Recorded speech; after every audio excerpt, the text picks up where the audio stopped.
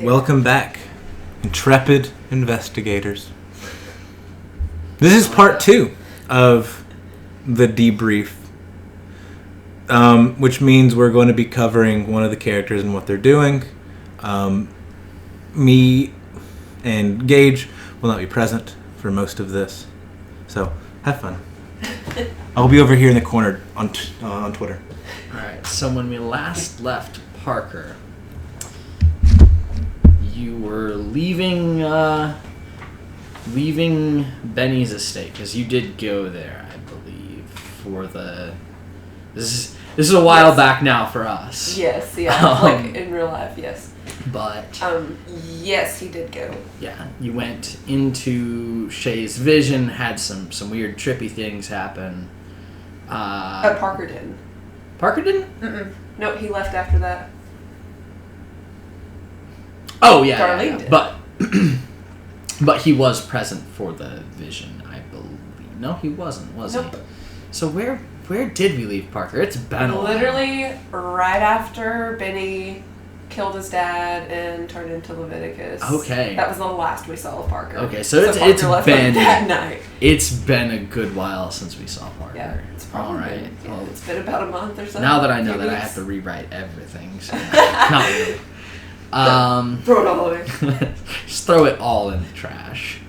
No. So.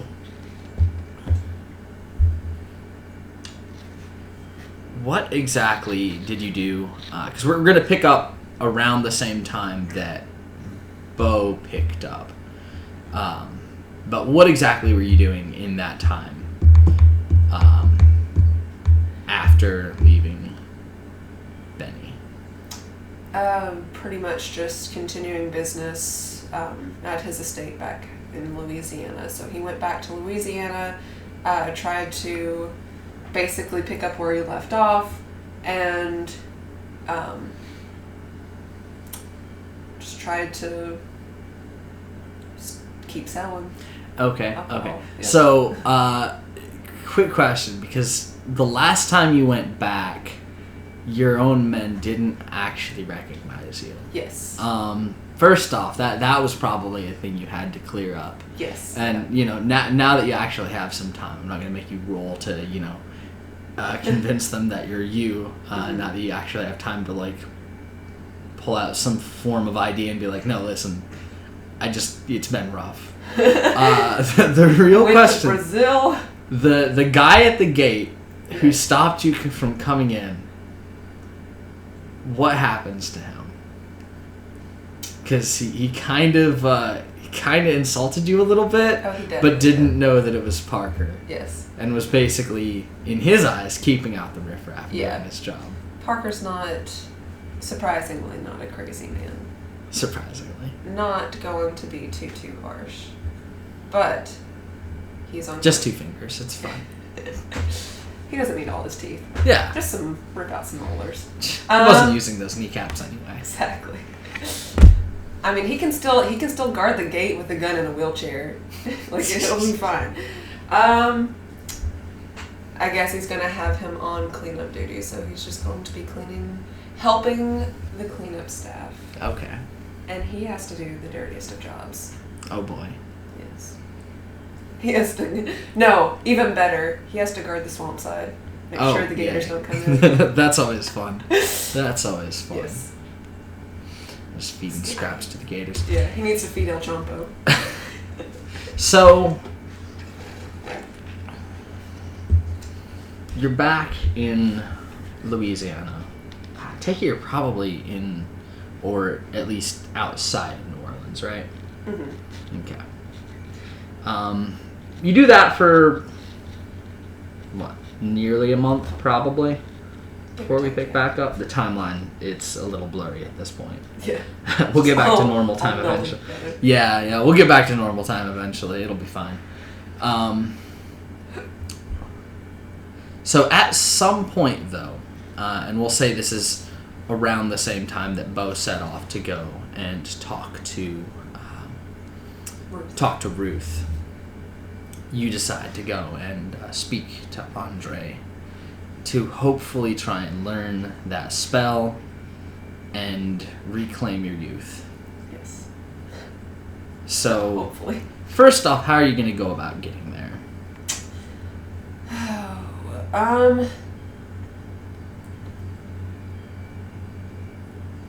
I guess he is going to... He used a gate to get to Louisiana, so I assume he's going to relocate that specific gate and go through Dr. Gray's house. So... Or not Dr. Gray's house, but go through. Yeah. So when you go to... Because you left for... you probably 2 or 3 weeks, I'd say, spent in Louisiana just like getting affairs in order, making sure that your men aren't drinking all this supply and all that good stuff, making sure the gators are staying in line and eating the corpses like they should be. Right? You gotta train them. You gotta train them young.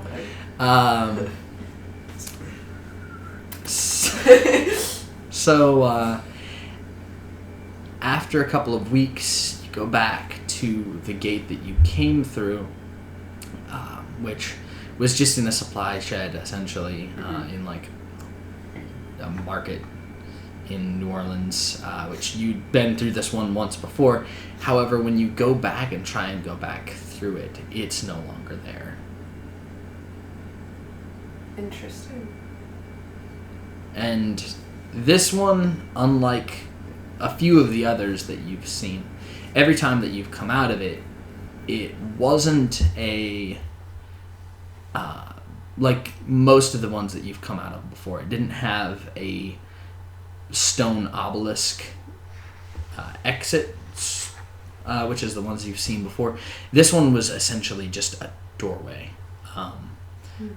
which it looked like an average doorway in a shack that led into like a closet, sort of like Chronicles of Narnia. You know, you go into the closet and you find yourself in Narnia on the other side. So sort of like that, just an unassuming doorway.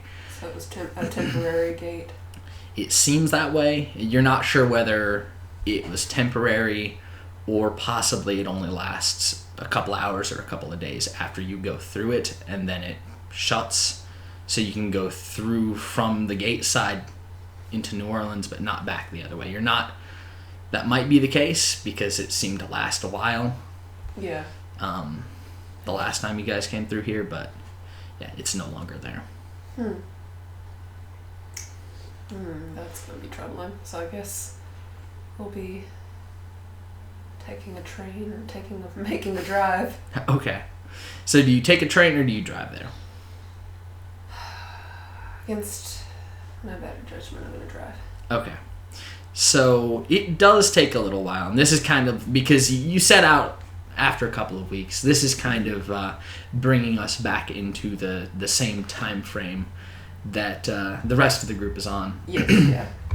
Is the long drive from Louisiana all the way back to New York. You don't do it all in one day. I mean, the speed limit is like, what, 20? So 30, I think.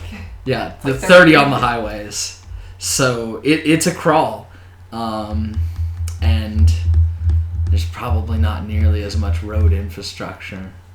That's awful. Yeah, so yeah, it definitely takes you a while, and you have to stop frequently to get food and things like that. But you finally do arrive in New York. Thank Jesus. Yeah, it's been a long drive.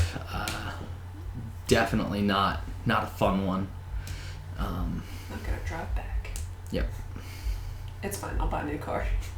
No, just drive find a gate that you can drive get your car through. Just like, yes, that's what I want. It's gonna be the climactic car chase scene. To New York. Yeah, it's like, no, you all have to think of the same path. It's just like branching all over the place as everyone's freaking out. There's no place like home. There's no place like home. Home is different for all of us, you idiot. Alright. So. Okay, well. I guess he's going to be making that drive. Makes it to New York. Alright, so once in New York, if you wanted to go to Andre, then probably your best bet would be going to Dr. Gray's estate, going Yes. through his really long elevator, and finally going to London. Yes, I guess that is what I will do. Okay. So, when you arrive at Dr. Gray's, it would seem like just, outside you can see he has a couple cars, actually. Dr. Gray does, not just one, but you see, 2 or 3 of those there, but you don't see Darlene's car. Good. Or your other car? I guess you have more than one as well. Yeah, it's technically hers, yeah. Okay. Yeah, that's her car.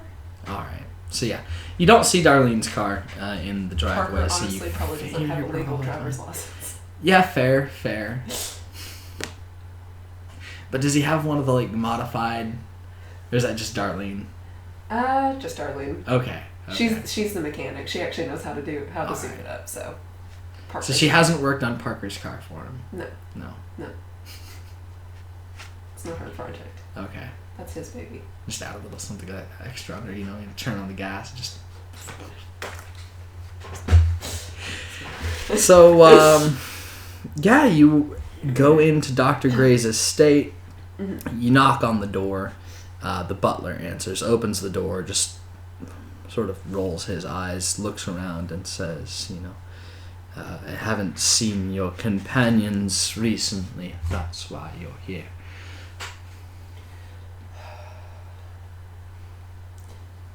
No, I'm just here to use the gate.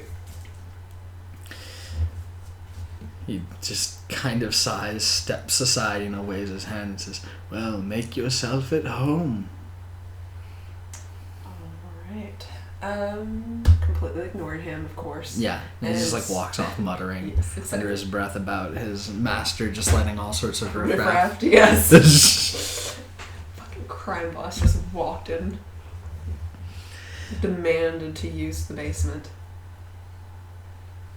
So, as you're on your way to the elevator, you see Dr. Gray come out. His face, it's pretty early in the morning. Mm-hmm. His face is halfway with shaving cream. He has a straight razor in the other hand. He just kind of looks at you and says, "Oh, Parker, it's been a while. I sort of thought you might have died." Not yet, but just sitting there, just half shaved.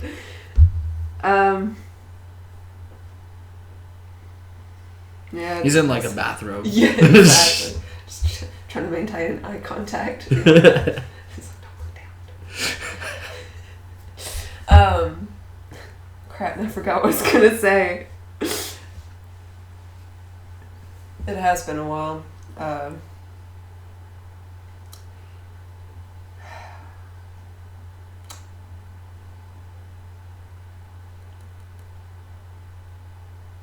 don't even know how to word it. There's just sort of an awkward pause, and he Yeah. says, "Well, if you would like, I can tell you're on your way." Glances over at the elevator.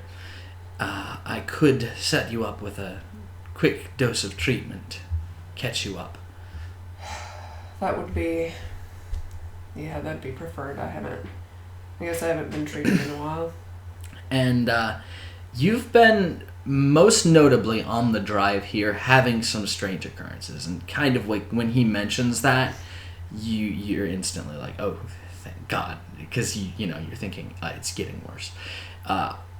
On the drive, probably about 2 or 3 in the afternoon, a couple of days ago, you started hearing some very strange noises. Strange noises that went on for about 10 minutes or so, and then just suddenly stopped. There were echoing voices. You couldn't really make out the words necessarily, but you always heard gunshots during that. Interesting. So, it's like the first thing you did when you started hearing that was like, check through the car radios.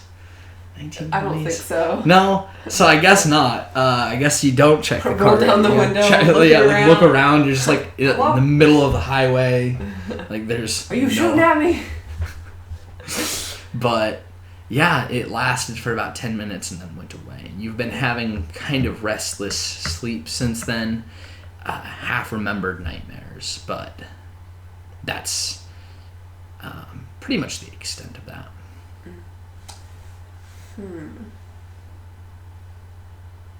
Yeah, let's hurry up and get this over with. Okay, so he brings out the briefcase with all the different vials, Is he still just shaving cream over half his face? Yeah. Starting to dry and like cake on those. A doctor, you might want to. He's like, right. Takes his sleeve, just wipes it off. That's He's like, I'll get it later. okay. He's like, got rocking the half beard. Parker's just like, I know. How do I react to this? Just don't even look at him. It's like, just don't make eye contact. Since we had the conversation about what they look like, I'm just imagining, God, what's his name? Green Goblin. I can never remember the actor's name. William Dafoe? Yeah, William Dafoe with like shaving cream on his... half his face just smeared up the side of his face.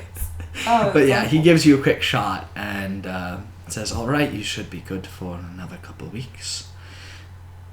Okay. Have you been having any sort of adverse side effects from... it's been, well over 2 or 3 weeks since you've had a dose. I've noticed a few strange things, just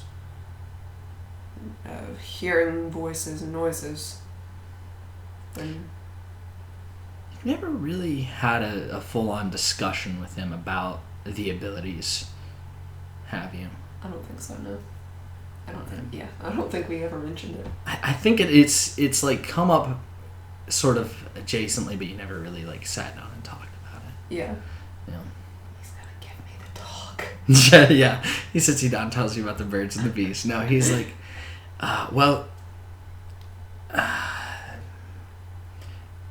I believe you're aware that this comes with some level of psychic ability, and I'm curious how that's been developing. Lately, it's been easier to use the ability that this thing has given me. I can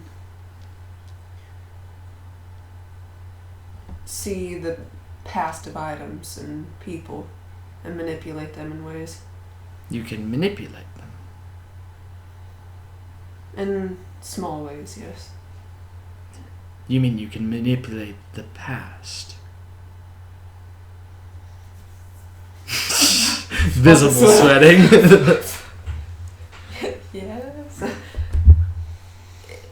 To an extent, yeah. Intriguing. Well, perhaps this isn't the time. We should continue this conversation when I've had a chance to fully shave. For now, I won't keep you, but I would like to talk about this further at some point. Perhaps when I come back. No. Alright, well. For now, be careful with that.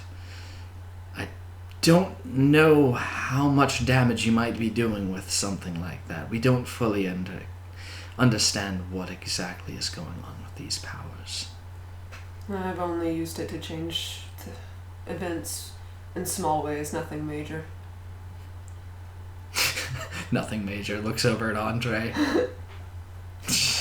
Looks over at me making contact with Annabeth. Or Andre, who probably would be dead. Yeah. You undeaded him. I did. Is it bad that literally the only reason he did that is because he's the only one who knows the spell? Yeah, kinda. Like, paints you in a morally iffy area. Yeah. So Nah, he's just really concerned. yeah, he packs up the vials and then heads back. They take it probably towards his bathroom, leaving you to the elevator. That was weird. He's gonna keep going for the elevator. It's like you keep traipsing through this guy's house. You just sort of like see him at all walks of life. Just You've just gotten used to it by this point. He walks out. Oh god, I don't even know how much we've seen of this man. I don't want to know how much we've seen of this man. You really don't. So yeah, you go down the elevator.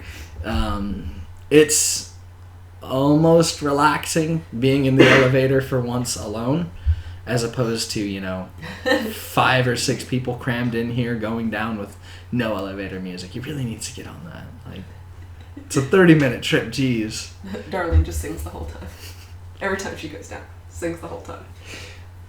Everyone. But yeah, you reach the bottom. There's a little ding. Door slides open. You see the familiar gate.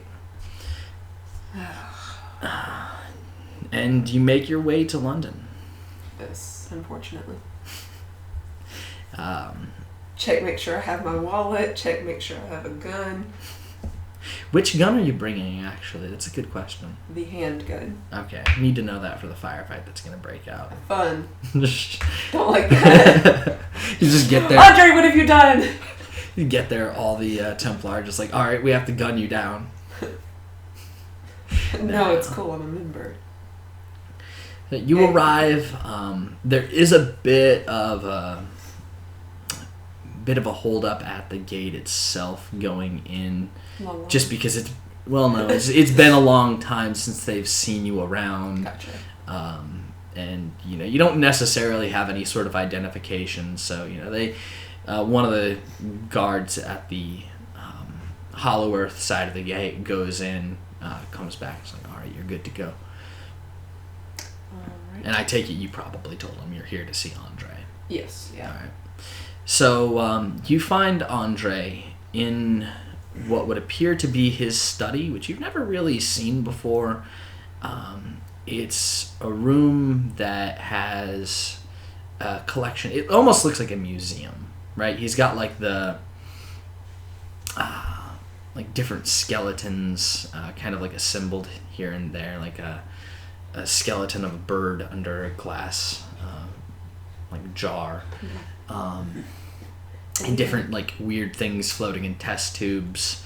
A pretty extensive collection of books, but they're not arrayed on a shelf. He does not seem like a necessarily very organized person. They are haphazardly scattered all over the place. Yes. I can't remember who it was that picked up. I think it was Benny that picked up Andre's journal. It's just a collection of notes all over the place. So that seems to hold true for him. He has he seems to have a lot of things in here, and all of it's probably useful in its own way, but it's just scattered all over the place. Sounds like me. Can relate. So. But when you come in, you can see that he has on, looks like his essentially dining table, or a place where he takes meals to occasionally. It's not a very big table, and there's only 2 chairs on it, but the thing that you notice first throughout the entire room is what's laying on the table. It is a human corpse, which has red patches of fuzz growing over it in various places. It doesn't look to be at the same stage as the figure that you met at the fair all that time ago, but they clearly had at one point a pretty serious case of this infection. And I say had because he is currently digging into the chest cavity with various tools. Seems to be dissecting them. Delicious. He looks up, pulls. He has essentially goggles on, which looks kind of necessary. He does not look to be very delicate in this process. So there's a splatter of blood across his face. He kind of lifts up his goggles and looks at you and wipes off his hands, like rubs them off on his, Pant leg. on his pant leg. He has like a smock on. Give him some credit. He like rubs his Not hands. like Cheeto does, just all over the pant leg. Pretty much. Rubs his hands off on his smock, and I think I've described him before. He's definitely short. He's stocky. Because he has a Scottish accent, I've always just sort of imagined a dwarf. Yes, we talked about this. So isn't he like balding? He's balding, but he has that weird hair that just became canon. the beard that's a circle. I hate it.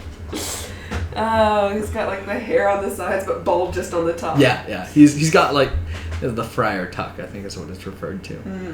Mm. But he, dusts the Cheeto dust off on his smock. Directly on the pants. Okay, so he looks up at you and he says, "Well, it's been a long time. How you doing?" That could be better. Same. It's true of everyone, I imagine. So, is this a social call? If, just kind of like waves at his table and says, "I can clean this up if you need. We can No, you're fine. have a couple drinks." No, all right. Well, what are you here for? That spell that we used in Brazil to transfer life. Your big buddy didn't go and get sick again, did he?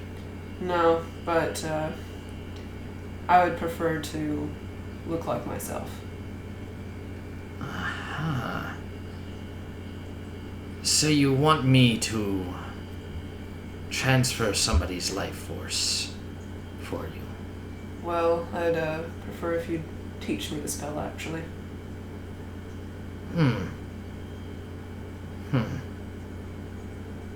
Starts, rubbing his weird beard. Weird. He begins like pacing back and forth, occasionally just like glancing over at you, considering. Arms crossed, looking annoyed, but just patiently, in quotation marks, waiting. Well, I'd be lying to you if I told you that I think you would use this for any sort of good cause. You've already told me that you wanted to extend your life, which is kind of a big no-no in most circles. Listen, I lost 20 years off my life.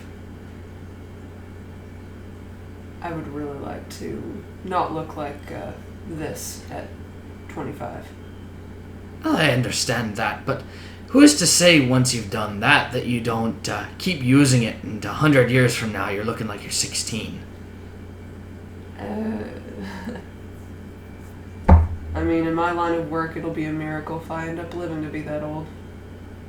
Yeah, fair enough. But I don't want to give you this power, at least for free.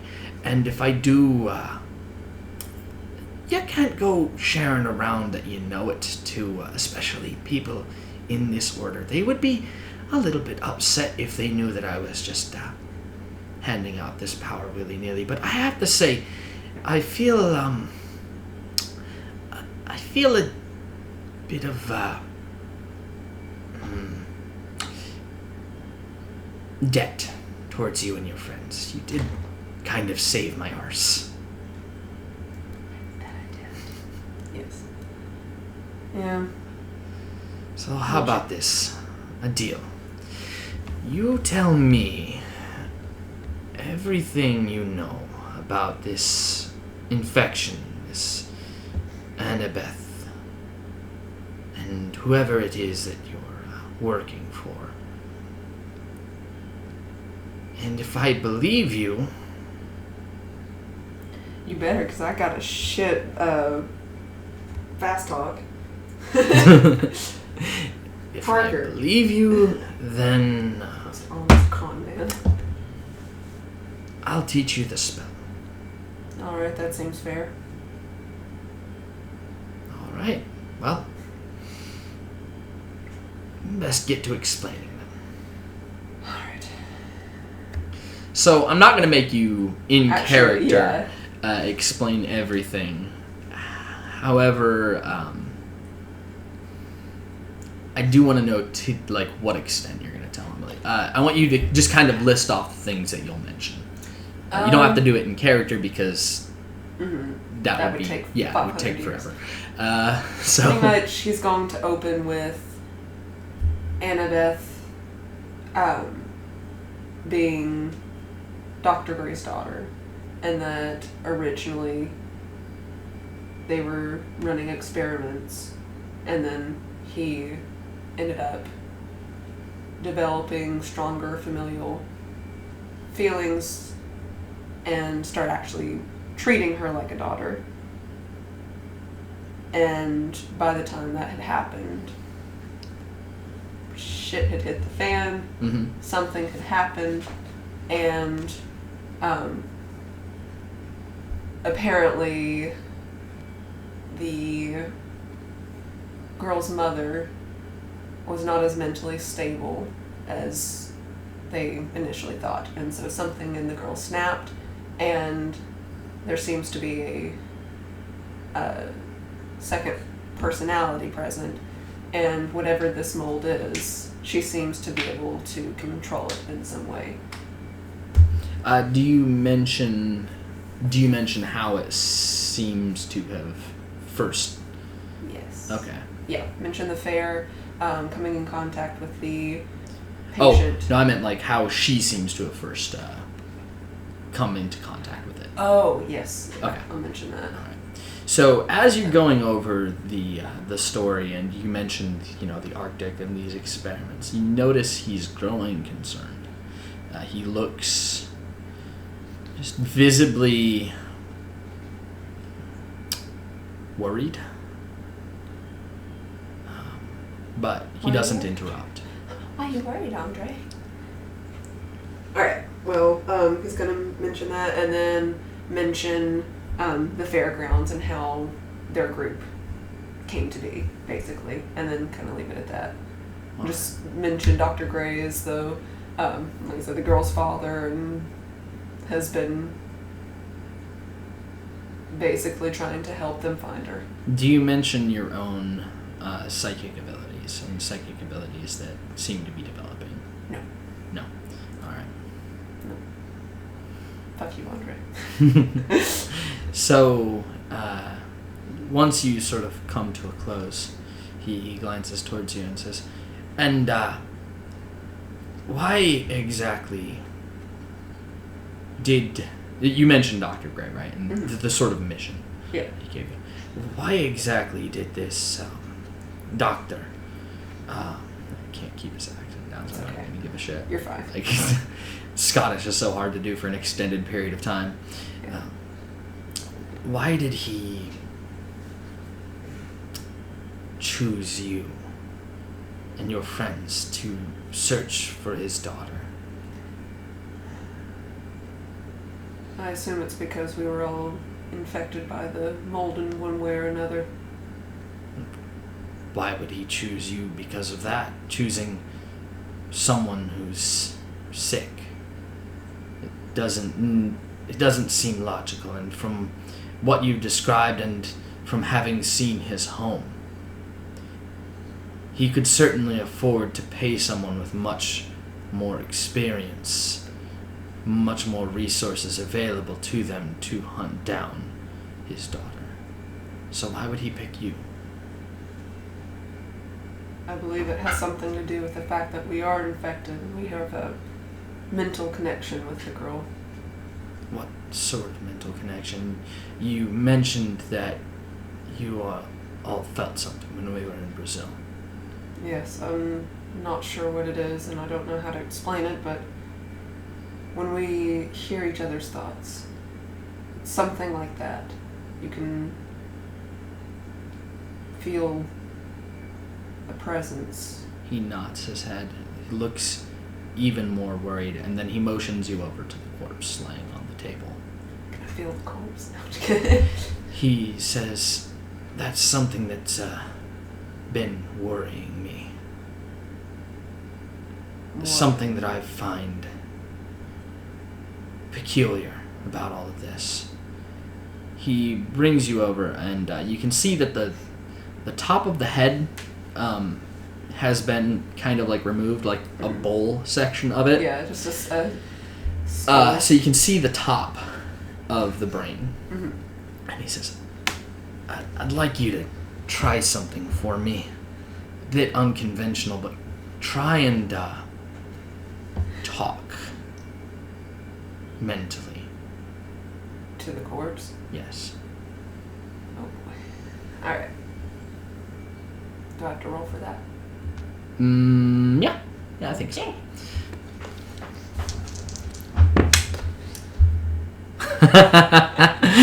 Oh, I got that. boy. So, I'm marking it. Beep, beep. Well, that's a 2. yeah. Dab. I'm psychic as fuck. Dab. Yeah, so this is going to be interesting. Ryan's like, fuck, I didn't plan this. So you look down at the corpse, sort of, seeing the gray matter, and the blood has been, kind of like cleaned away, so you can see it pretty well. As you try and, like, what do you try and say or do mentally to connect with this? I guess he's going to reach out and try and see, just search their brain and see what their last thoughts were. Okay. So as you do, you see two things at once. Your vision doubles over. You are at once looking down at this corpse. Mm-hmm. You see the eyes flicker. You see the brain pulsate, like a muscle contracting and expanding. Mm-hmm. And at the same time, as the eyes flicker, there's a moment where you see the roof of the room you're currently in, as if the moment when those eyes flickered and were open for a second, you were looking through them. The vision is hazy, but after that, you see blood beginning to trickle out of the brain. And you feel a dull ache in the back of your head, which fades quickly. Interesting.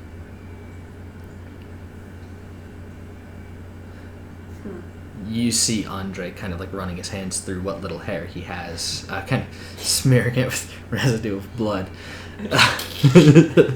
Wow, Andre. That's a good look on you, man. Oh, yeah. Arranged hair products. It's like, was it something about Mary or something to Mary? Uses the jizz as hair gel. Sorry. I know what you're talking about. I've seen that movie, but Yes. yeah. Just, but with blood. Yeah. Okay. So anyway, I was afraid of this. what was that? He shakes his head and says, "It's just a theory, but it looks a lot more plausible now." What? Over the past couple of hours as I've been working on this, I've noticed occasionally the brain will move. It's not something brains normally do when... No, trust me, I know. Yeah. It seems to have something to do with the mental connection.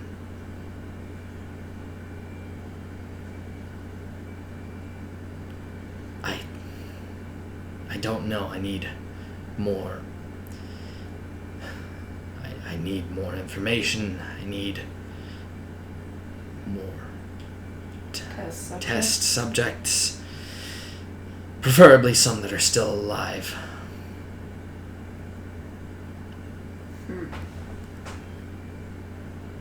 But I think it's safe to say that what's happening there, he points to the brain, is happening there. He points at your head. The bleeding? The twitching? Yeah. Stuff. Gross. Yucko. That was me, not Parker.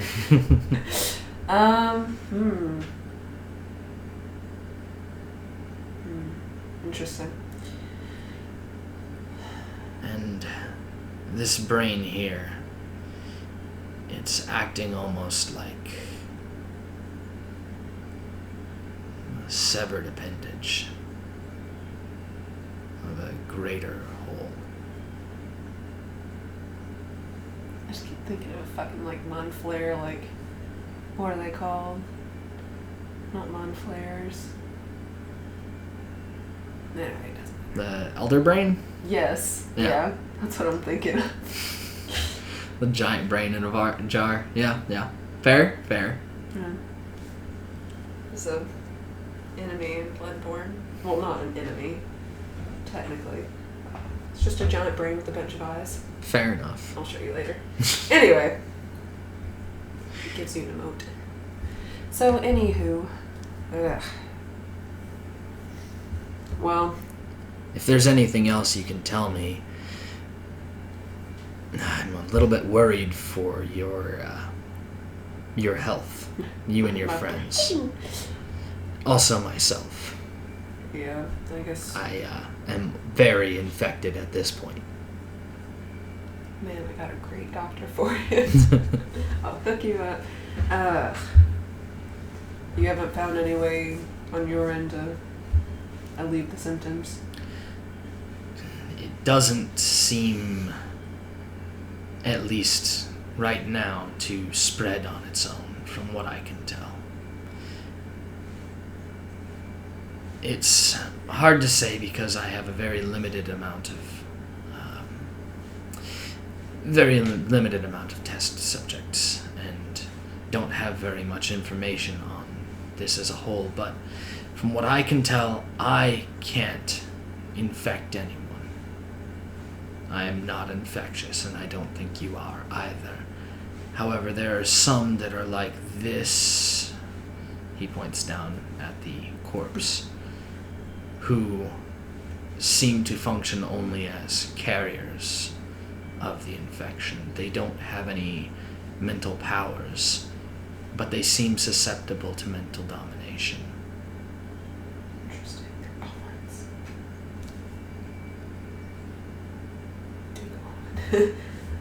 Horns. Interesting.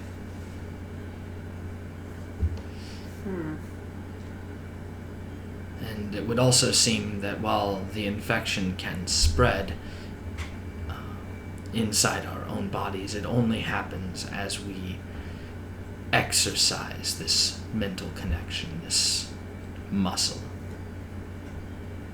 Oh boy, have I gotten a workout. Thanks, Andre, for making me do this and then go, oh, that's how you make it worse. Stick your finger in the light socket. Oh, did you get shocked? Interesting. Interesting. Let me write those.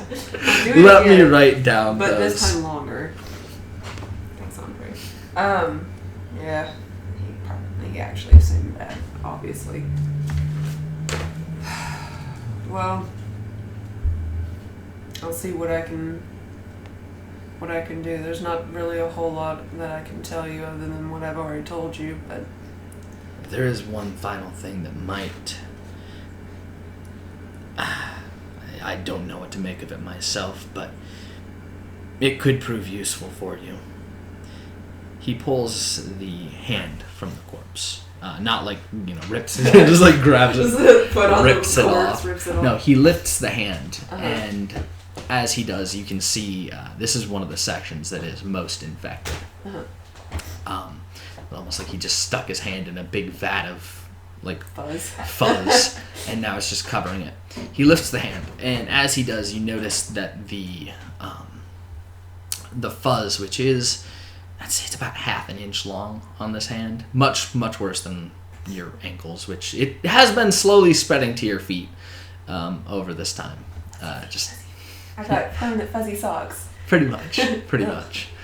But as he lifts the hand, you see the fuzz sort of drift in an invisible breeze. There is no air current or anything, no current in this room, but you notice it almost looks like it's floating underwater.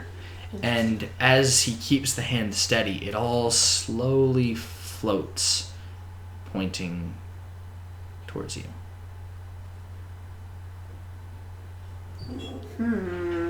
He looks at you and says, don't be mistaken. It's not pointing at you.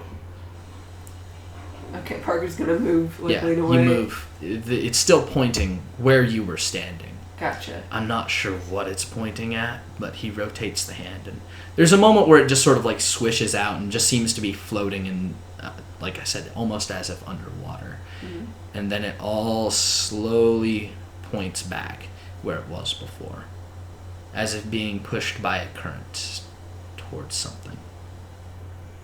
Huh. It's been drawn to something. Perhaps the origin. Perhaps towards Annabeth. Yeah. Interesting. Well, I got nothing. Well, you've been very useful. You've told me a lot. Hopefully I've gained your trust at least a little bit. If so, and you gain any more information, I'll do my best to help you. And once we figure this out, maybe we can figure out a way to get rid of it. I have my own vested interest, as I am also, like I said, very infected. Where is your infection? Is it visible, like, towards the body? Yeah, he says... He kind of like pulls his shirt down a little bit, and you can see like on his collar there's a patch of... It almost looks like a rash because it's not very long. Gotcha. He says, cold water seems to do a pretty good job of keeping it in check, at least. Yeah. The colder the better. He nods. He says an ice cube. It's not very pleasant. It doesn't feel very good, but... Depends on what you're into. It does seem to at least maybe not stop the spread, but stop the unsightly appearance. Yeah. Have you noticed any, other than the mental connection, anything? Any abilities? Me personally? Yes. Not yet. Be careful with that. Nods his head. Of course, I'm fully aware of the trade-off for power and the risks that you take.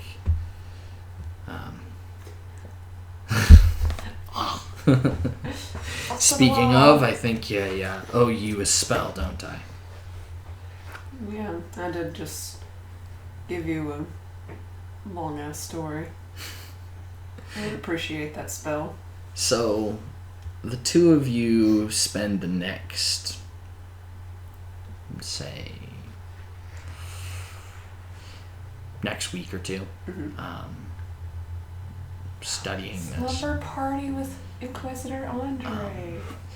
Yeah, and you get like a temporary room in the Inquisitor headquarters. In fact, you get kind of your own like new threads if you want them. Essentially, like imagine like a white trench coat with the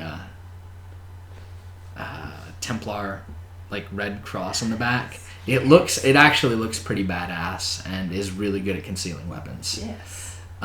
Yes, I want that. And by really good at concealing weapons, it can conceal one weapon magically. Yes. And it can be essentially one weapon of reasonable size. I don't want to try and get into like too many crunchy game mechanics right now, but you could conceal something like a bazooka if you needed to. A bazooka. But it conceals one. Doesn't matter. You can't conceal, two pistols. Yeah. It's an enchantment. One. Yeah, it's essentially like imagine a bag of holding. Yes. You put it in. But one weapon of up to a certain size. Yeah. That's pretty cool. One item of up to a certain size. So you could conceal pretty much anything, and the only way to actually reveal it, like if somebody pats you down, they're not going to notice it. The pocket is in like the inner side of the trench coat, and in order to actually get it, you have to reach into that pocket and have the intent of drawing out what you want. No, wait, no, never mind. I'm thinking, okay. Sorry. I was thinking of bag of holding and was like, I store a small child in there. And then I was like, but if it's like a void, like the bag of holding. Yeah, you don't actually know the like it doesn't have any, you know, it doesn't tell you the logistics of storing a living being in there. Living baby, go in pocket, dead baby come out. Magic! Magic! He's dead now. He's magical. You want to see a trick? Put the rabbit in the coat, man. I don't like this trick. Dude keeps putting live animals in his pocket and they come out dead 2 minutes later. What's going on? Alright.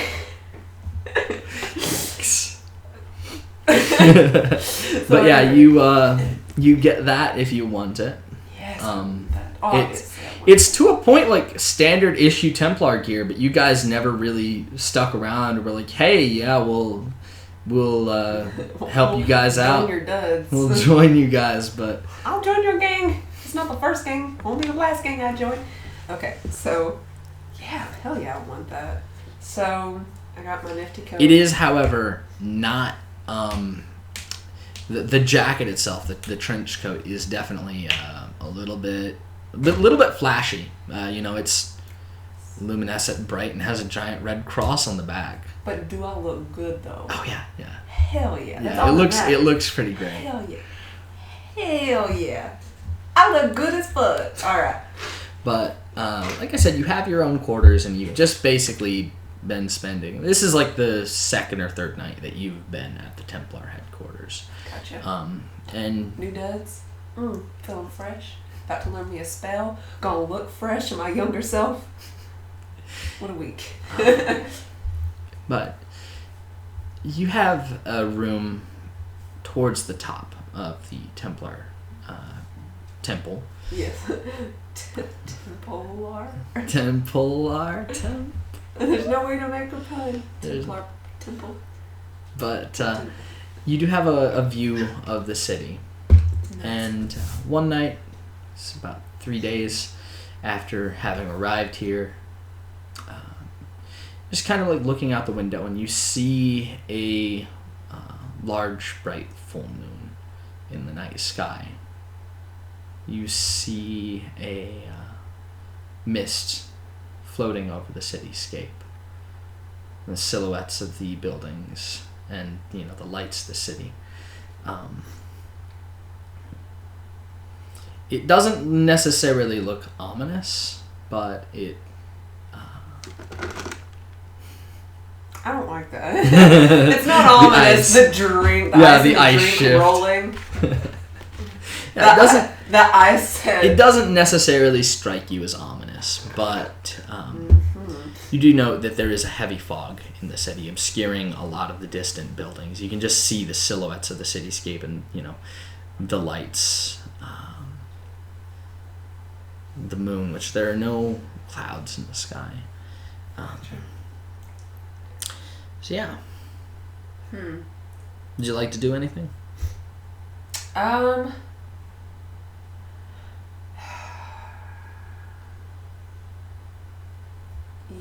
Yes. I'm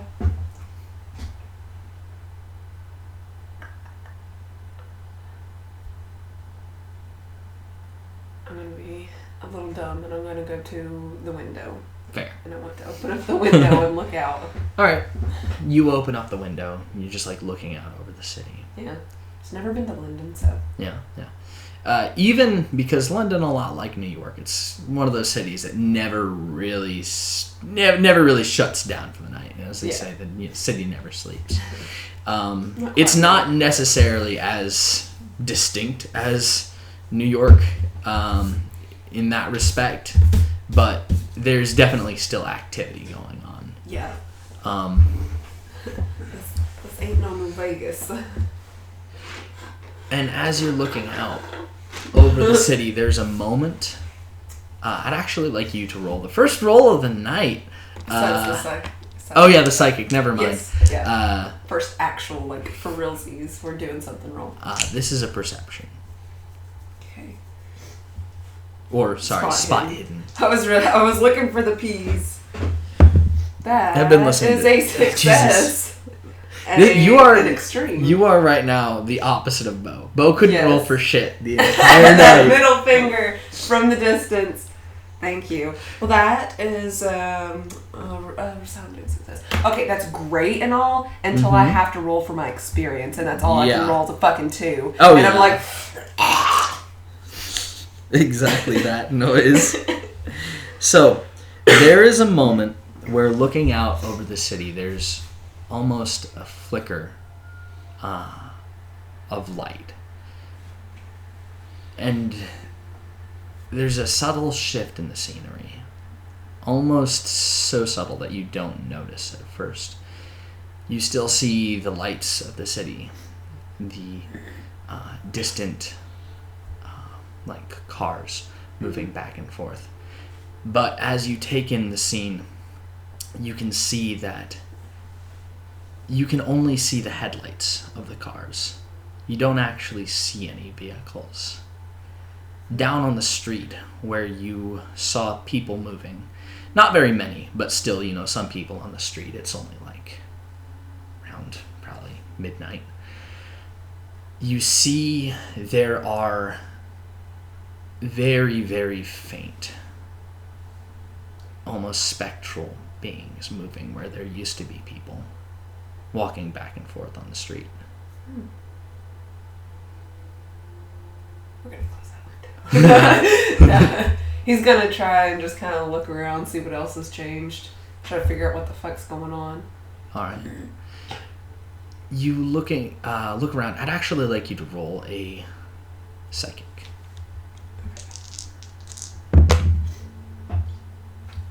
That is a success, just a flat success. Just a flat success. Mm-hmm. All right. So as you're looking around, trying to see what shifts might be taking place outside of what you notice at first, you feel that dull ache in the back of your head again that you experienced when you sort of shifted for a moment into the corpse. Mm-hmm. And there's another flash throughout the scene, just like a moment where your vision so very briefly just goes all white and then returns, that it is like someone shined a bright light in your face and it just goes away. So it's almost like that effect. Mm-hmm.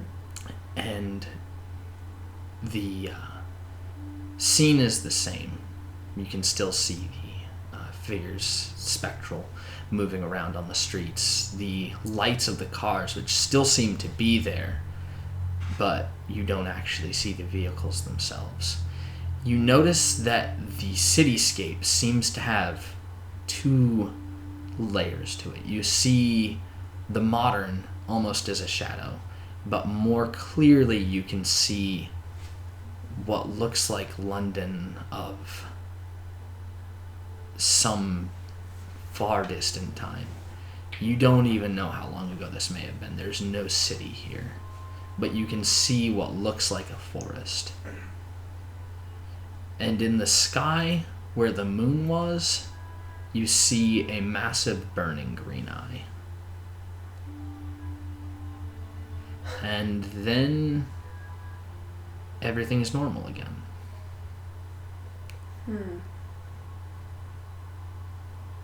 Parker needs a drink. He is going to step away from the window at that, just rubbing his eyes. And he is going to pour himself some moonshine. So, as you turn around and you're kind of rubbing your eyes, when you take your hand away from your eyes, you see a figure at the door. A silhouette made of darkness. They appear to be male. It's hard to really make out, just because they are simply a silhouette. And you hear a voice not necessarily being spoken by this figure, but emanating from them nonetheless. A familiar one, actually. One that you heard not too long ago. Dr. Gray's voice. She said something spoke to her. She said it sounded like the voice of God.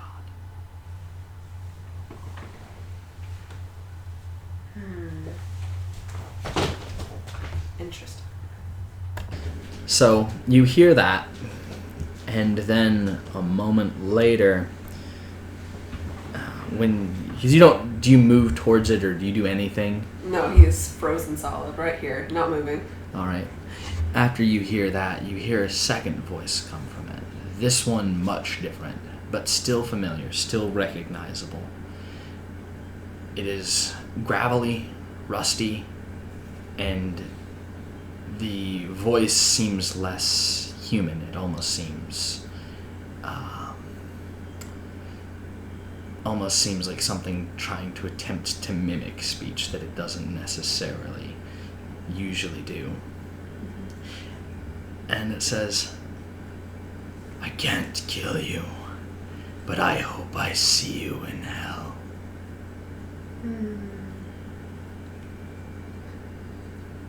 Fucking bitch. Although the figure doesn't make any movement towards you, it is simply standing there in the doorway, looking at you. And it turns and begins to walk down the corridor.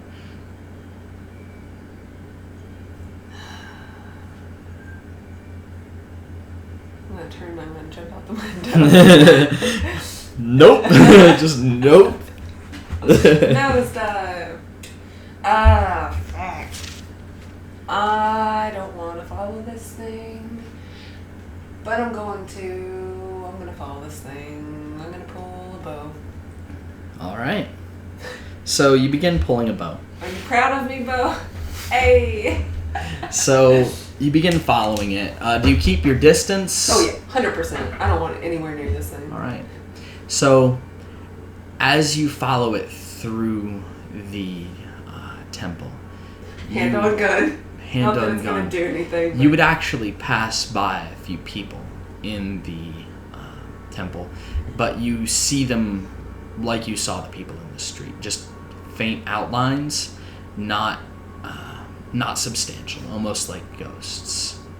You can hear their voices, but it sounds like they're very, very far away. As you follow this figure, the architecture around you begins to change. It goes from stone and metal, what are those things that they have like torches in? I'm forgetting the name of the sconces. Yeah, like metal sconces to flesh that you're walking on, and you can see the sconces are arms outstretched from the wall holding like glowing eyes. And the figure continues to walk down the hallway, eventually leading you out of the temple, and you find yourself sort of like looking back at it as the figure turns to face you again, and you see this massive temple that does not look like the one that you were in previously, made out of contorted bodies, screaming faces. The door swings open into a large open space where you can see figures shifting in light and shadow, but you can't make out anything distinct coming through this door. It almost looks reminiscent of the portals that you've stepped through into the Hollow Earth. Similar to that. The figure begins walking towards this, almost to go back into the same temple that you came through, but you realize this isn't the same temple you just came out of. This is a different space. It walks to the doorway, and once it steps onto the threshold, it turns back to you, and you see for a very brief moment a very familiar face. You used to see it in the mirror every day. It's you, but how you used to look. And then it steps through, and you see the distinct form becoming just a play of light and shadow, and a scene playing out inside, but you can't necessarily make it out.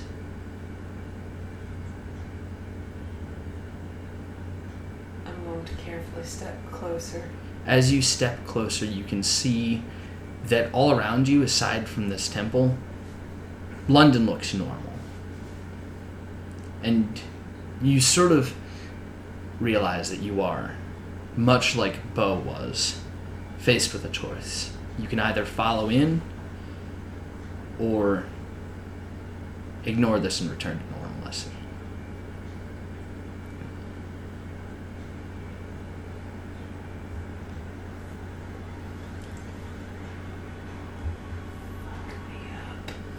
Ah.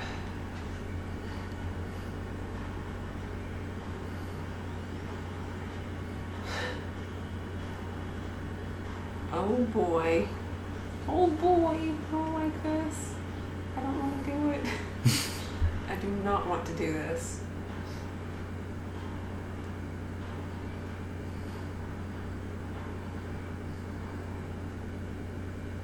And as you're standing there, hesitating Yes. at the threshold, you can see the temple seems to be flickering between the temple of the Templars and this massive, horrifying flesh monstrosity.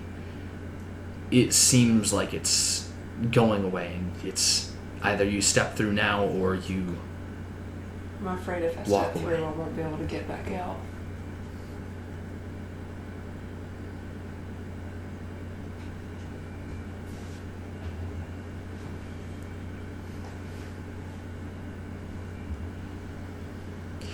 As you're looking at this, the scene playing inside does clarify somewhat.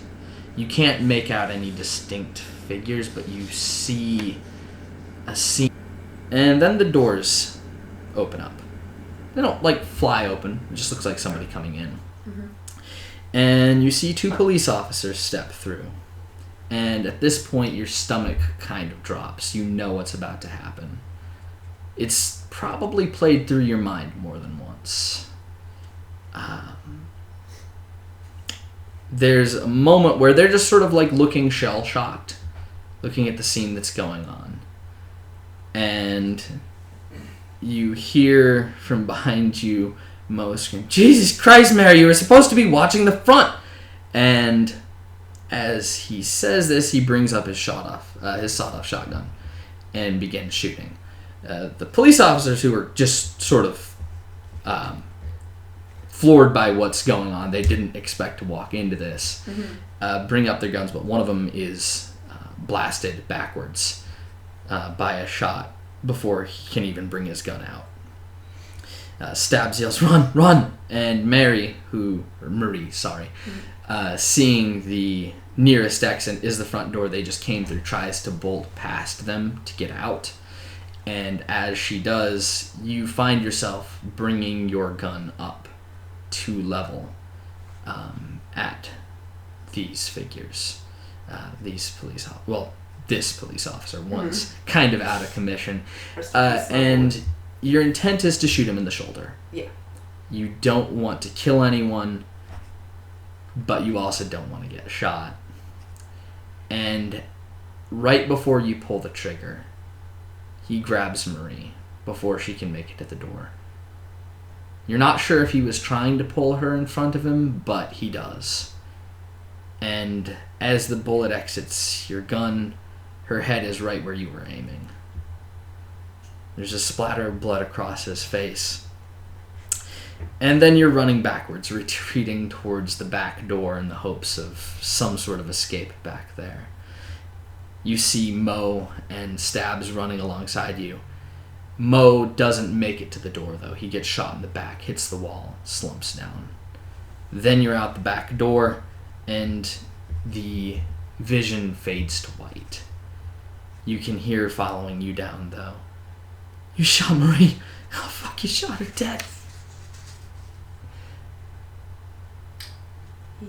And then you're in the nice-looking restaurant again. There's expensive decor, tall tables, and you're looking across the room at Marie, who sees you looking and gives you a flirty wink, although now you seem to be in control of yourself. Interesting. You look around, probably a little bit shell-shocked at what's going on, knowing what's about to happen. Yeah. What do you do? First, I'm gonna reach up and touch my cheek where the scar is. You reach up, and it's not there. Huh.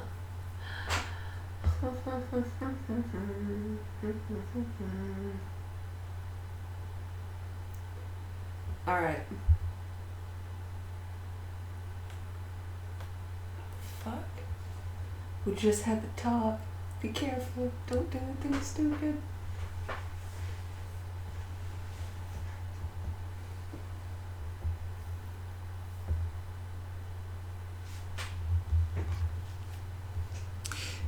As you're sort of like just realizing what's going on, Process. the scene continues out like it just did. You hear the same interactions going on. Mm-hmm. Marie, however, doesn't seem to be, kind of like low-key flirting with you anymore. She's looking at you concerned. Your carefree attitude has definitely slipped away as you're just sitting there looking like someone who just saw a ghost. And there's only a space of maybe half a minute before things actually hit the fan from the time that you start into this memory and before things actually happen. So you have time to hear her say, Parker, what, are you sick? What's wrong? She starts to actually get up to walk towards you, and then the door opens up. There's 2 police officers. You hear Mo yell at Marie again. Although this time he yells, "What are you doing? You were supposed to be watching the front!" And brings up his gun. Mm-hmm. Begins to fire. All right. You see one police officer hit, knocked backwards. All right. As she goes to run for the door, he's going to grab her. She's across the room from you. She took a couple steps towards you. Oh. Basically, you two were just kind of looking at each other across the room, Gotcha. low-key flirting back and forth. And that's another thing that's probably haunted your, kind of haunted your conscience to a point. Yeah. You were distracting her. Fuck. Damn, it's my fault. All right. Parker's going to let it play out to the point where he raises his gun. Mm-hmm. But he's not going to. Now that's the thing. You are in complete control of yourself. Yes, yeah. You have to raise your gun of your own volition. Oh, okay. You don't you stepping back doesn't stop things from Yeah. happening. You just stop moving. Yeah. He's going to raise his gun as he grabs Marie and is going to tell him to let her go. All right.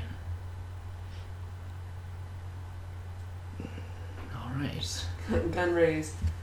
So you're currently in a standoff. He has her. He's grabbed her shoulder. Yes. And he's sort of holding her in front of him, but not gun to the side of the head, using her as a meat Hostage, shield, yeah. Hostage situation. But definitely, it's obscuring your shot. You still think you'd probably be able to get him. Oh, totally. You're a really good shot. Totally. I will say for this, some of your skills, if you do certain... I don't think it will really get to that. Some of your skills are not going to be there. But your shooting... Psychic. Yeah. Your shooting is definitely there. So you yell that. I'd like you to roll an intimidation. How intimidating am I? I'm pretty damn Or sorry, intimidating. would it be...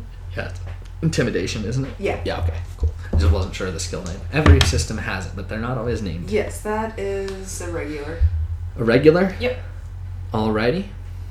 So, He keeps his gun. Sorry, continue. He was actually not aiming at you. He was aiming at Mo. Uh-huh. Who he does, like, his eyes glance over towards you, and in that moment you think you must have, like, thrown off his shot because he was about to take a shot at Mo, and instead you hear the dull, loud blast of a shotgun, and you see both him and Marie blasted backwards. And then you hear Mo yell, "Ha ha! Gotcha, fucker!" He starts walking over towards them and starts pumping bullets into them. Both of them? Not into, like, Marie, but Yeah. into the two downed police officers. Oh, fuck! I thought you meant like both of them. He did get both of them. He did. He killed her too. Yeah, but he doesn't seem to give a shit. He is currently, like... It's the thing about Mo. He was new to the gang, and he seemed to have a little bit of crazy in him. Mm-hmm. And it's coming out. Gotcha. You see Stabs run over to Marie and, like, grab her. Yeah. He looks over at you, not like, Mo's no help right now. Yeah. Looks over at you. You can see tears actually welling up in his eyes. Parker, she's dead. All right, Parker's gonna shoot Mo. Okay. Go ahead and roll a shot. That is most definitely a success. Okay.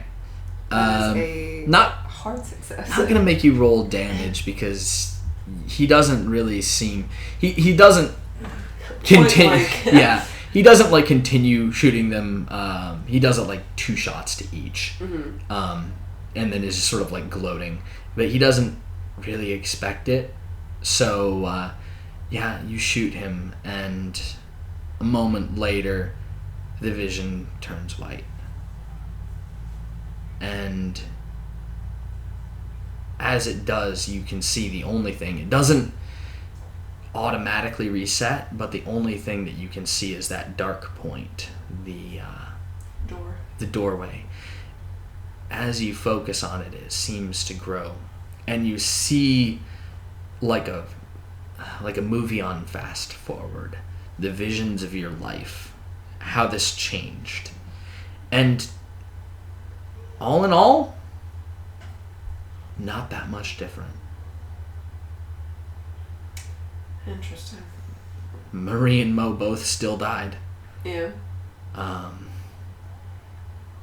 You never really ran into that police officer again.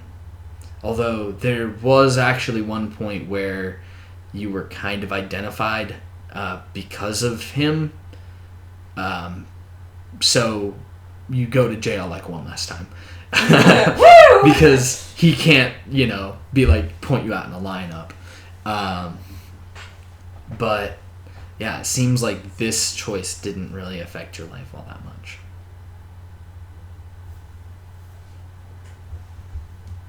And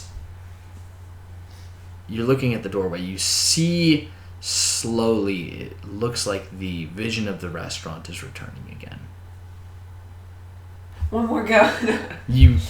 It seems like that's the choice. You could step back through the doorway, or you could try again.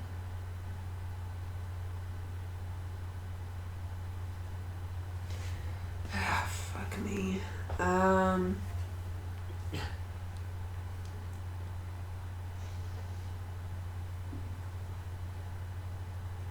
Might as well.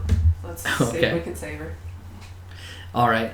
So, once again, you're in the restaurant, looking across. This time you kind of know what's up. Yeah. You know what's going on. Yeah. I'm What do going you to do? immediately grab her, and we're going to leave. We're going to walk out. Out the front door? Yes. Okay. As you walk out the front door, you see Marie looking at you, confused. She looks back towards, the restaurant. She's like, "What? We're supposed to be watching... I'm supposed to be watching the front, Parker. What are we... And as you walk out, you see 2 police officers walking towards the restaurant, just looking, not much, just going to a restaurant, probably to have a bite to eat. Mm-hmm. You see them kind of like pass you. There's a moment where you see the guy who pulled Marie in front of her. You kind of like meet eyes for a moment. He looks a little bit curious at you. He sort of like raises an eyebrow, but doesn't like stop you. And the 2 of you walk past. The vision fades as you hear from inside Mo scream and then gunshots. And then you're faced with the doorway again. You can see your life having changed. You and Marie actually got together for a while. This was before you met Darlene. Things ultimately didn't work out, but you actually got a nickname in the gang. They called you the Prophet.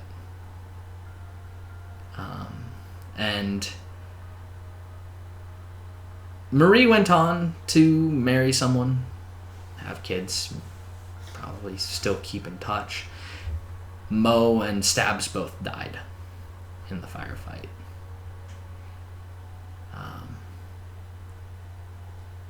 All in all, things were a little bit different in your life, but you did still end up getting with Darlene. You did still end up where you are now. So in the end, it doesn't even matter. Interesting.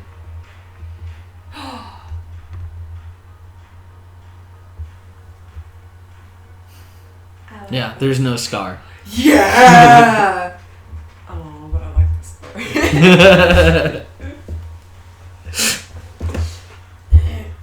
Interesting.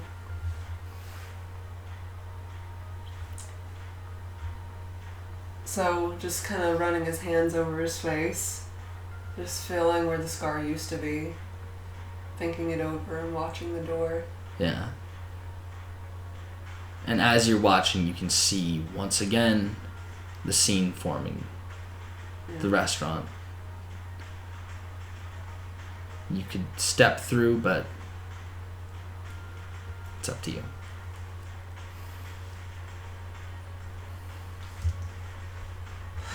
Jesus. Now, this time I want to run away with Mo and then new antagonist. And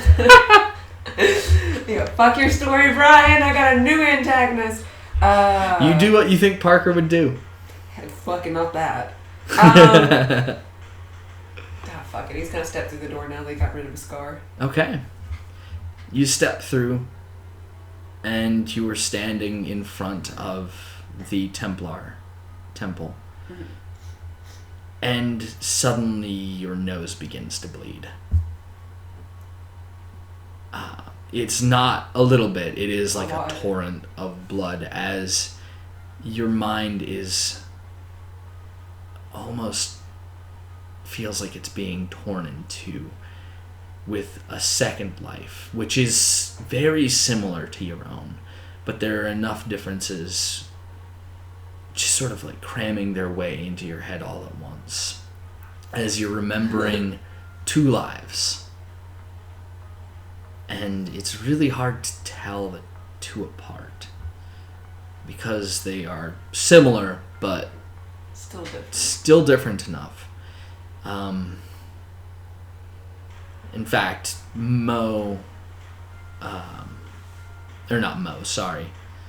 Stabs, he still died in your original timeline. Yeah, just a different place. And you're not sure what that might have done. His never being there to die in the Great War. But yeah. I'm hoping nothing. I'm hoping he was just shot. And then that's it. Yeah, you don't know. But yeah, quite a few things in your life are different now. Interesting. Alright. So just... And your head just dull ache in the back of your head. Yeah. I guess he's gonna just kind of wipe away the blood best he can. Shaking his hands out. Yeah.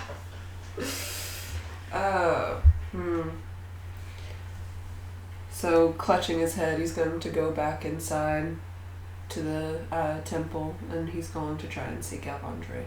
Okay. And yeah, so you find Andre. What time is it now? Yeah, it's midnight. Still, not much okay. time passed. Mm-hmm. Like 5 or 10 minutes. Gotcha. You find Andre, who is currently in his room, making notes. The corpse is cleaned up. Gotcha. Just making notes. Cleaned up. It's been 3 days.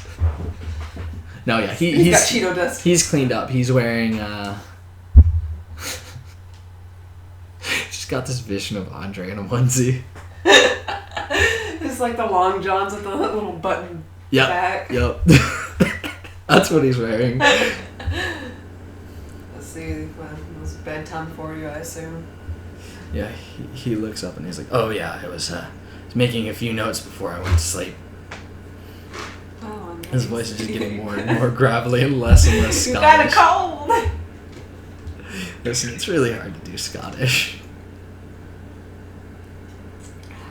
Sorry, I just realized I had my antibiotics in my pocket. Hmm. Oh, fuck. Alright, so I don't know how well he cleaned up the blood, but he's going to, I guess, wobble over and just kind of plop down in the nearest chair. I had a vision. There was some figure at the door. And the city wasn't right. There was something off. It was like a shadow of London, and there was some mutilated, not even a castle, it looked like a creature. I saw a vision from my past and I changed something. I don't know what it did, but I remember my previous life and the life I lived now. He looks at you surprised. This is why we don't do this shit. He can tell that you look a little bit worse for wear right now. Probably pale. Clutching your head. Notice anything different? He doesn't actually. Exactly. He's never known you to have a scar.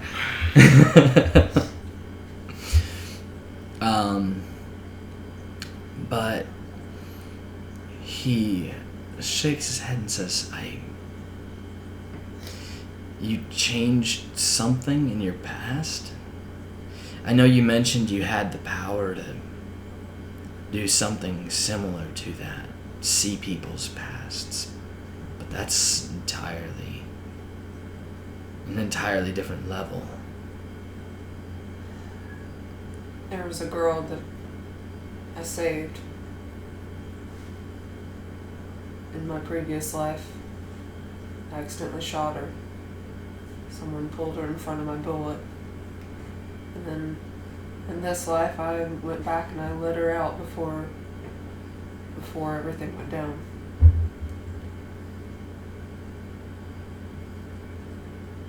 I don't know what all changed and what all stayed the same, but I almost regret it. Yeah, he's just like looking at you. He doesn't even really look like he believes it. What you're telling him here is that's a lot. Pretty crazy. Yeah, Yeah. It's a lot to take in. So he shakes his head and he says, "And this girl you saved, she's still around?" Oh, I assume so. I haven't talked to her in a while. Maybe you should. Maybe she'll remember something.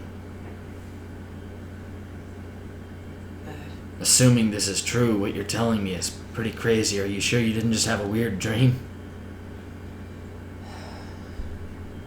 No. I don't know. I need a drink. He motions over to some cabinets and it's like, help yourself. Alright. Don't mind if I do. So. Parker's gonna drink away his, Drink away my misery. Yes. He's gonna drink. Yeah, he is going to get something to drink. Still kind of rubbing his head and trying to compare the two memories the best he can. Okay. So, one thing that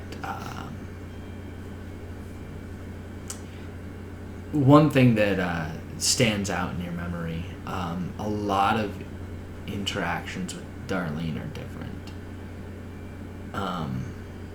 And I'll tell you more about that one, just to keep things.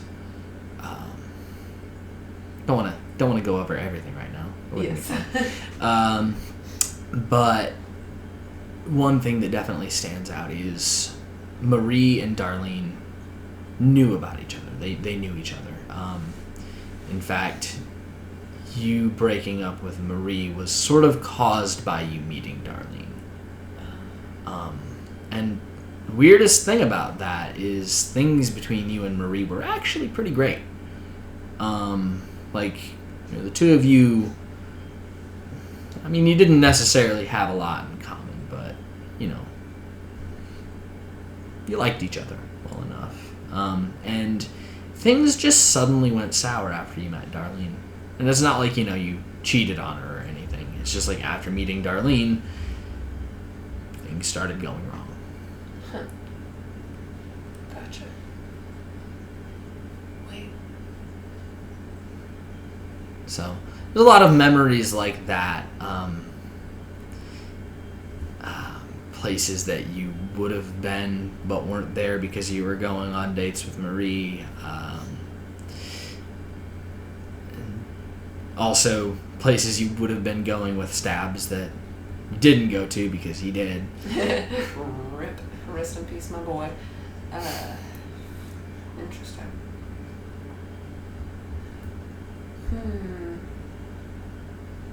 See, everyone's like, oh, an act of heroism. And I was like, I just want to see what would happen. I was curious how fucking with time would go. Exactly. Well, it happened. It sure did certainly happen. did. Alright. So, while drinking, he hasn't completed learning the spell? No, Finished not yet. Okay. Alright. So he's just gone. I guess he's rubbing his eyes and. Alright, I think it's about time I retire for the night. You seem to be ready for bed as well, so I'll see you in the morning, I guess. He's like, alright. Be up early. We're going to continue practicing. Going to teach you this thing. Yeah, sooner or later. Alright. Yeah, we'll get it through your thick skull.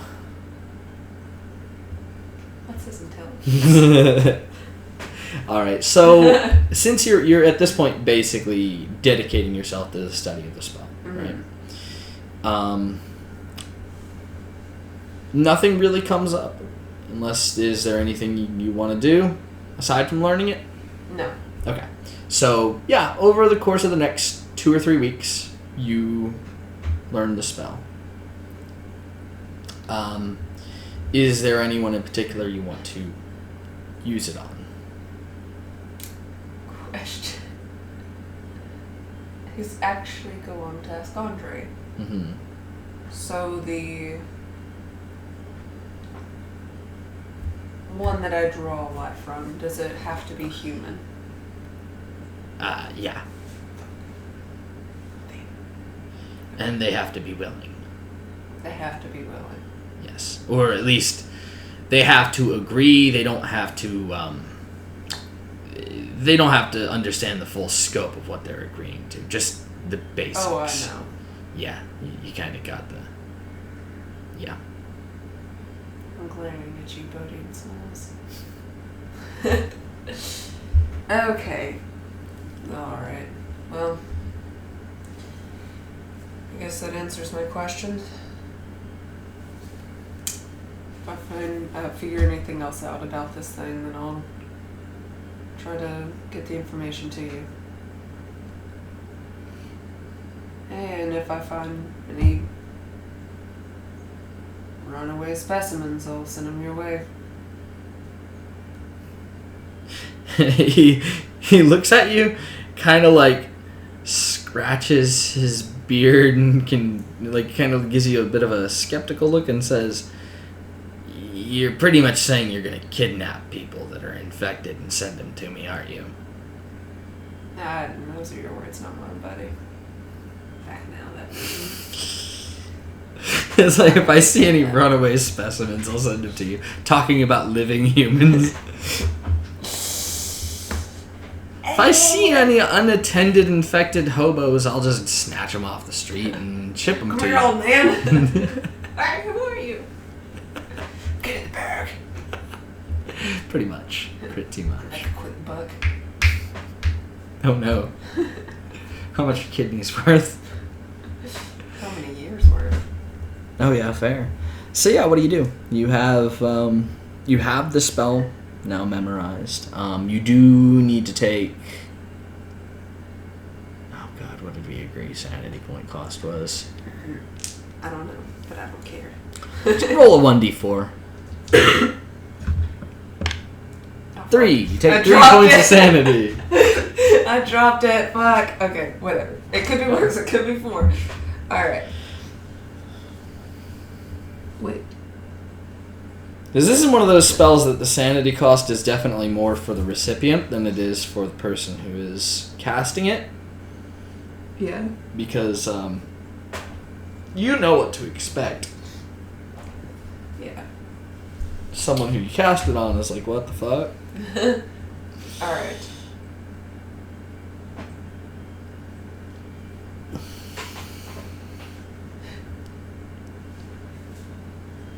How awful would it be if I went into a hospital That would be pretty awful.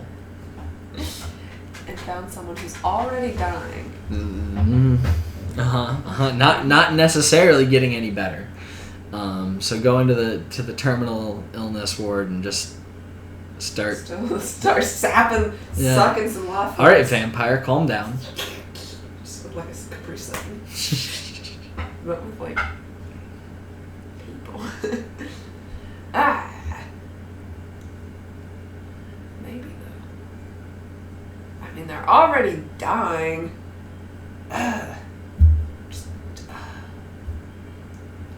Just like Capri Suns, I'm just gonna keep sucking until I get to where I need to be. Hey man. Is that what you do?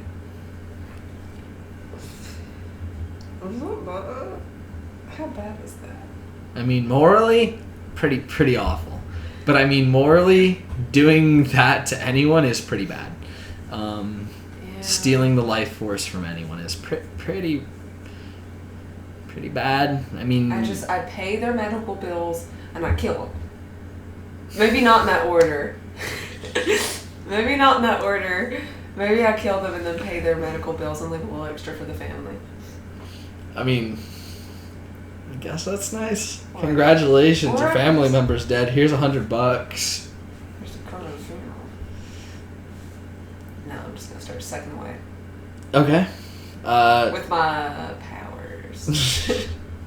Are you going the hospital vampire route, or are you gonna just grab random people off the street? Yes. Okay. I'm going to go to the hospital. Okay, so I want you to roll, first off, a fast talk to get your way in.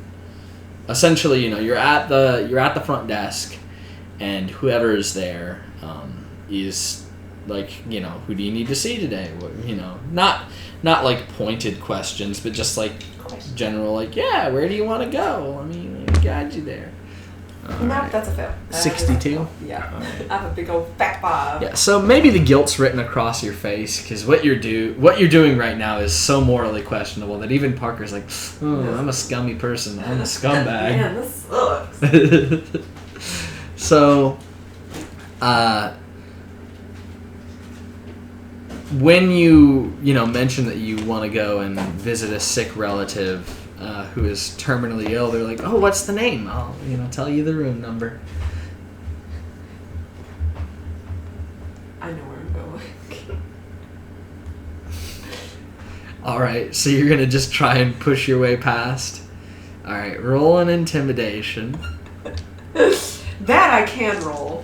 as you try and avoid. Yeah. Okay. So she kind of like is like, well, hold up, never mind. Then you walk. You do kind of have to find your way because you don't actually, in fact, know where you're going. Yeah. You know the vague directions. You go to the. Wow, that's bad radio. You go. Wow. I got silent just so everyone could hear that. No! Keep talking. Yeah, you go to the terminal illness section. I don't even know what you would call that. Not a hospital person. A hospice? Is that what? I don't think Isn't so. that where they take people that like to die? I don't know. Is it hospice? Like hospice I'm care? pretty sure that's like in-home care though, for the most part. Maybe. But yeah, you go to that section and I mean, it's a grim sight. You have people who are coughing and just generally under the weather, and you actually notice something that it doesn't sit well with you. As you're looking around this hospital, you see a patient who is wrapped up, bandaged fully. But you notice something peeking through the bandages. Is it orangish, reddish gold? It is. Oh, fudge. It looks like they're almost in, the full body cast. Yeah. But through the eyes, you can see almost as if the infection on the face is coming out. And it's not actually like a full body cast. It almost looks like they wrapped this person up in hopes of like concealing or containing whatever this is. It's going to approach that person. Alright. And you also notice that they seem to be in some... they seem to be essentially restrained to the bed. And as you approach, you hear a muffled groan from inside the mask, and the body begins to shake. Parker's going to reach out mentally to this thing. Alright. Because I don't think it's human anymore. That is a success. Alright. Just a flat success. As you do, you're suddenly looking through its eyes. And you feel a dull rage in your mind. Just... you are chained up. You are very hungry. And you don't even know who or what caused this, but in the back of your mind you realize you are hearing this person's thoughts. You want to hurt whoever is doing this to you, and you don't know who that might be, and the logic in your mind right now is it's literally anyone you see. Alright. But you're also just in pain all over. Everything hurts. Yeah. Parker's going to... And the body does still, though, and you're sort of getting that doubling effect where you're seeing through your own eyes and through this figure's eyes. Yeah. So it stills.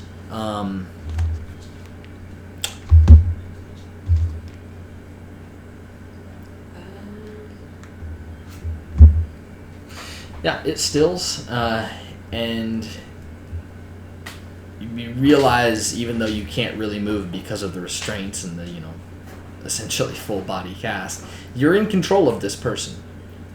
You can still register what they are thinking, which isn't much. There isn't much left of them as a person in here. It's just this thing that is hungry and angry and wants to kill. Alright. I'm going to attempt to use the spell on him. Okay. So you're causing it to be willing because you're inside. Yes. I'll allow it. Although you're going to take the sanity point cost of both victim and caster. Okay.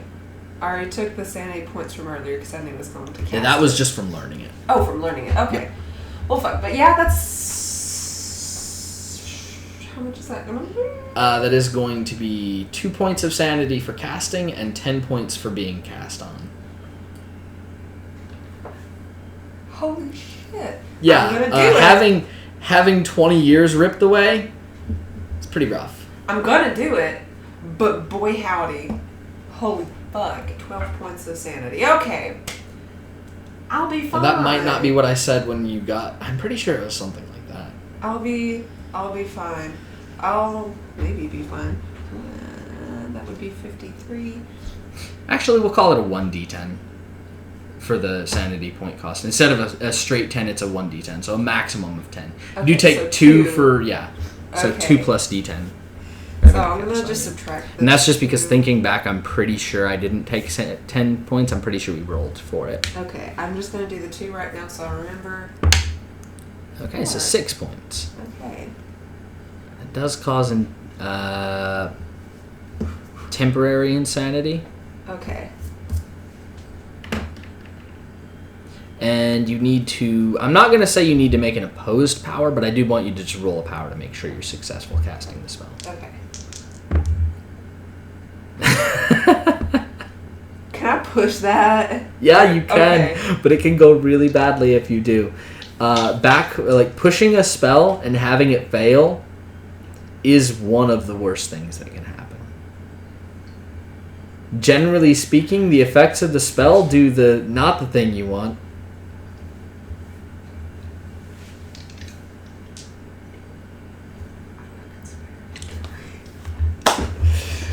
Whispering to the dice. I gotta give him a pep talk.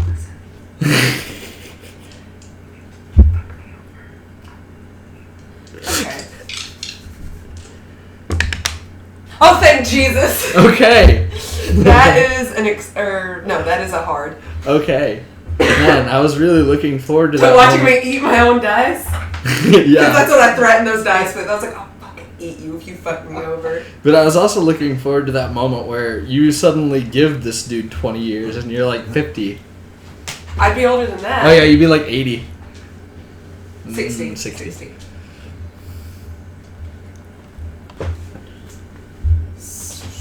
Okay.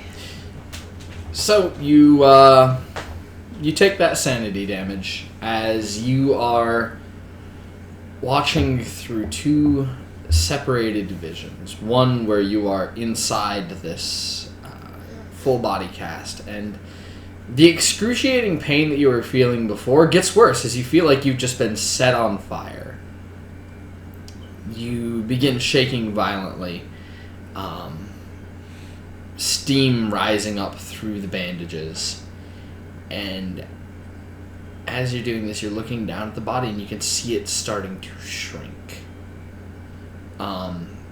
Essentially the bandages sort of like falling in on themselves. You can see what looked like a fairly, fleshed out person underneath. You can now see it's laying up against what looks like just bones. And your vision, one half of your vision fades, becomes darkness. There's a moment of light, and you swear you can hear voices in the white void that you just experienced him dying, and you catch a brief glimpse of what you think might be the afterlife, and you hear voices speaking, almost singing in a chorus, and that's what causes you that sanity damage. Parker's atheist, so that really fucked him up. Yeah. And I don't know if you caught the whole like theme of when the figure showed up and him saying what he said to you, but that was sort of playing off that whole. Dang. I'll see you in hell. Mm-hmm. And also, Probably. Dr. Gray mentioning that Annabeth said that she heard the voice of God. Interesting. I don't like this subject. Yeah.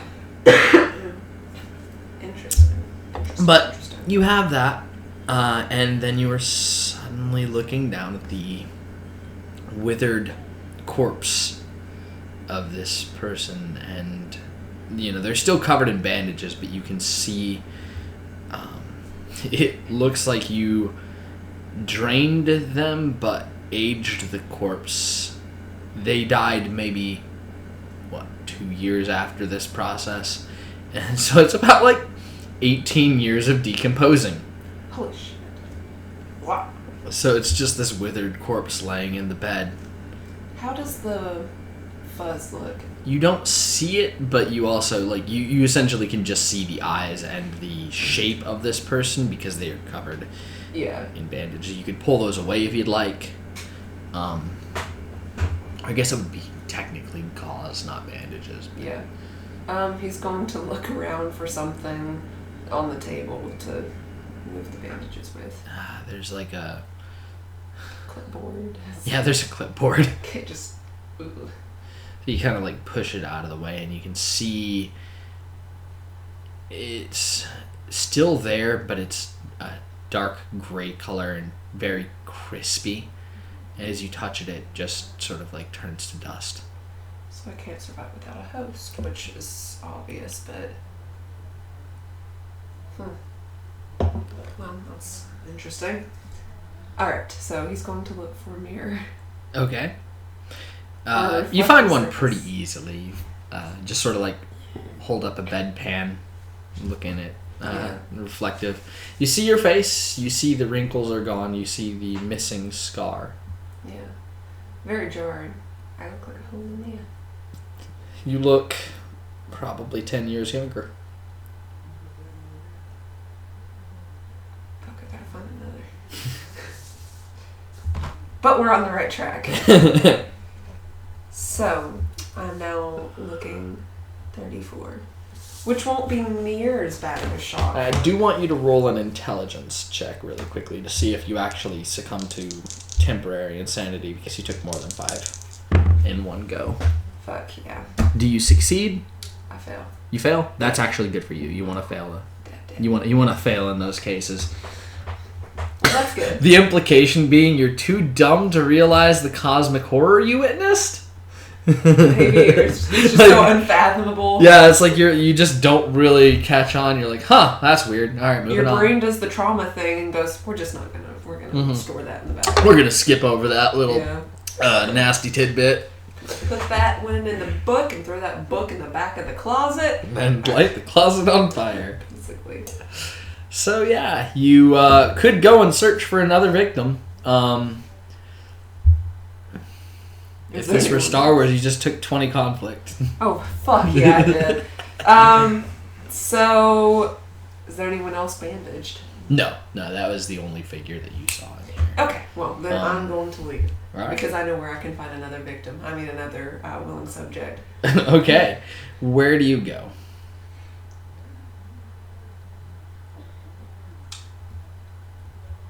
Question. Mm-hmm.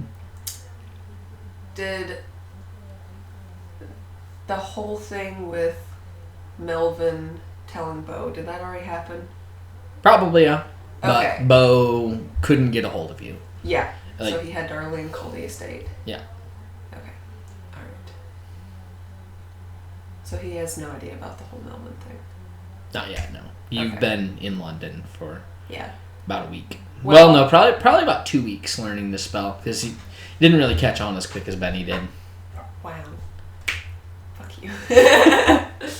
Why not, Brad? He's already into card tricks. There's a lot of translation. No, not really.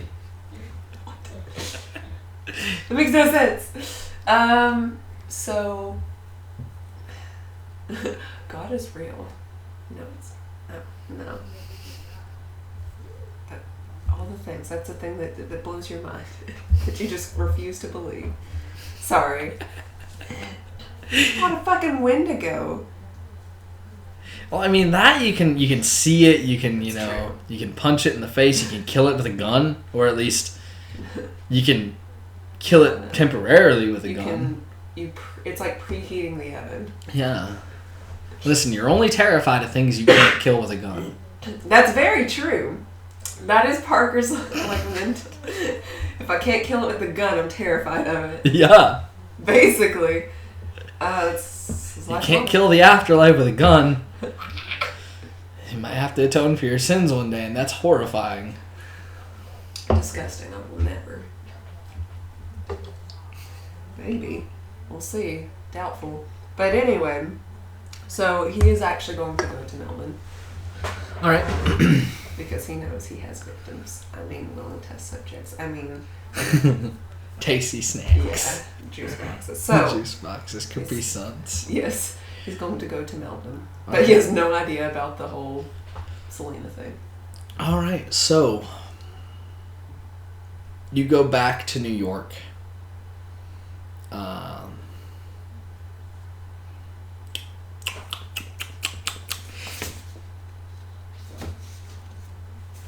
we're back into future space. It's weird. Yeah, right? Does Melvin know about the scar?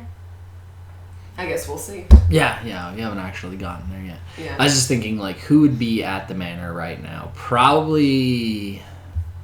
I mean, what time do you go, actually? What time do you leave through the portal? Probably the next morning. The next morning? Mm-hmm. So it's like... Maybe 6, 7. Yeah.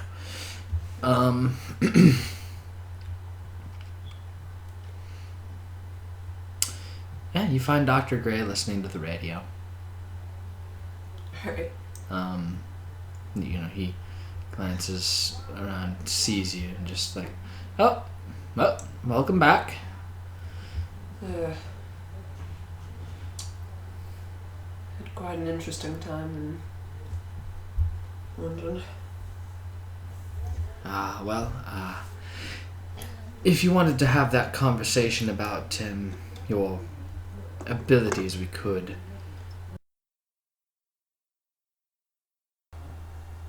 Yeah, sure.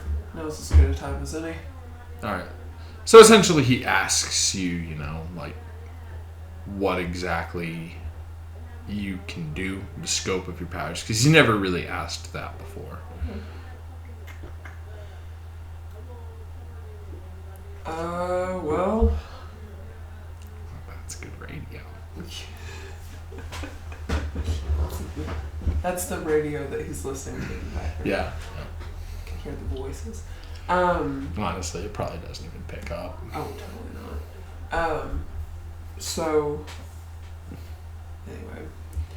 Initially it started off with items and would touch things and be able to get a glimpse of the past of the item in my hand, and eventually I tested it out on people that seemed to make a similar connection. I could see these visions of these people's past.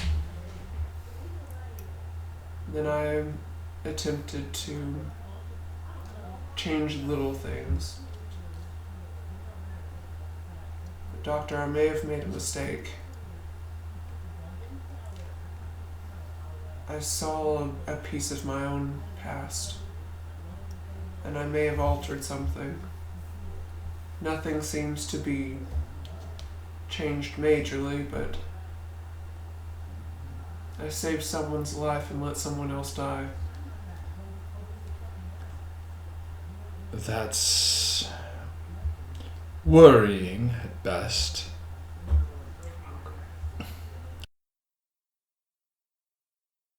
Couldn't tell you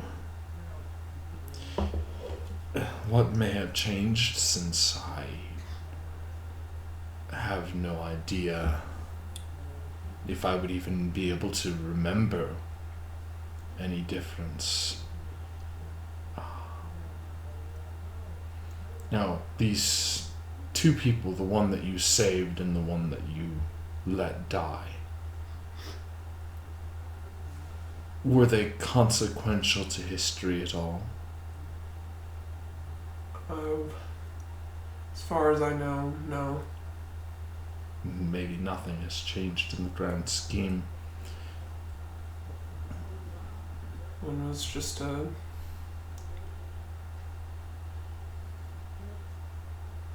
man who fell in the Great War, and a young girl, old fling. He nods his head and says, well, I would suggest that next time you don't alter history. That's definitely a great way to mess things up.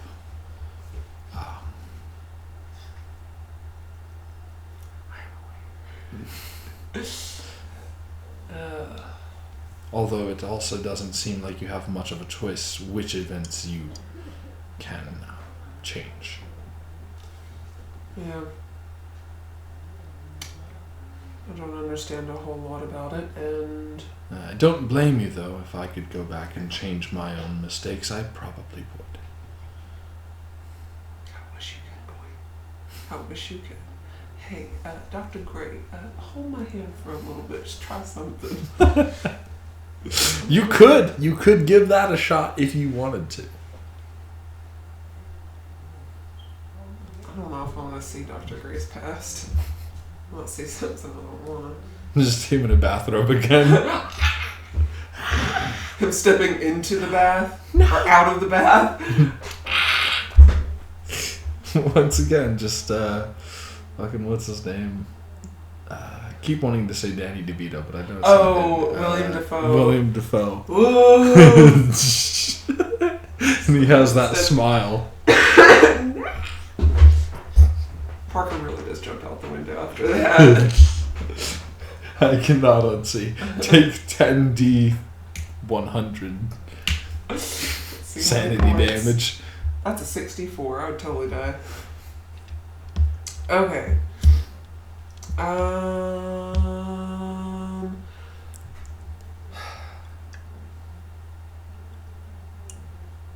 I guess he will. No, you're fine.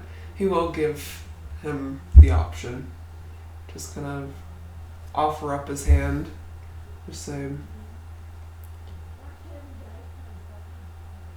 I don't know if it'll work or not, but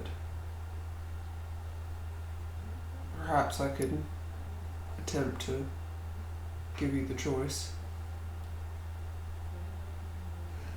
He looks at your hand and says, I'll keep it in mind.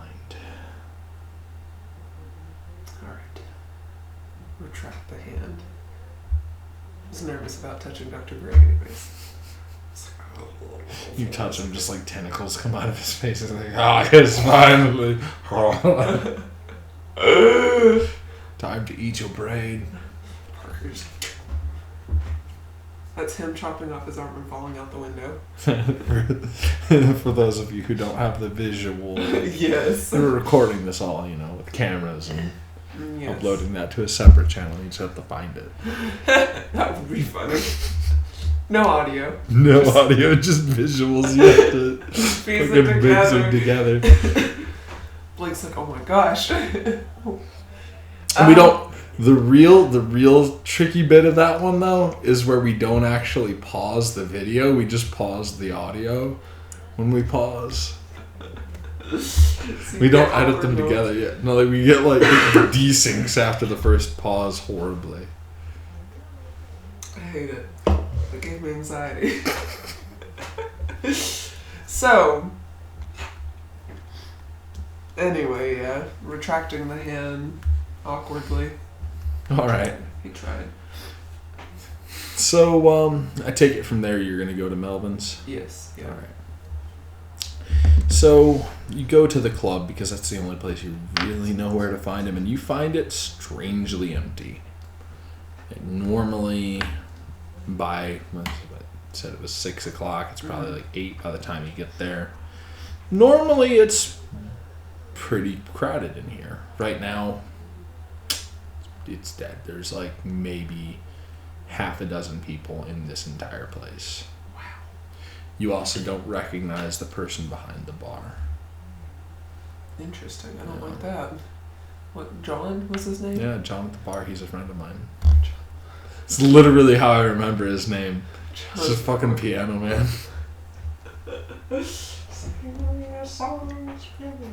Alright, well. He's going to walk up to the bar and ask the guy, is Melvin here? Guy kind of like looks you up and down. And then yells up towards the VIP area. And just like I said, it's dead, so he can do that. There's not much sound to talk over. He's like, Melvin, you got a visitor.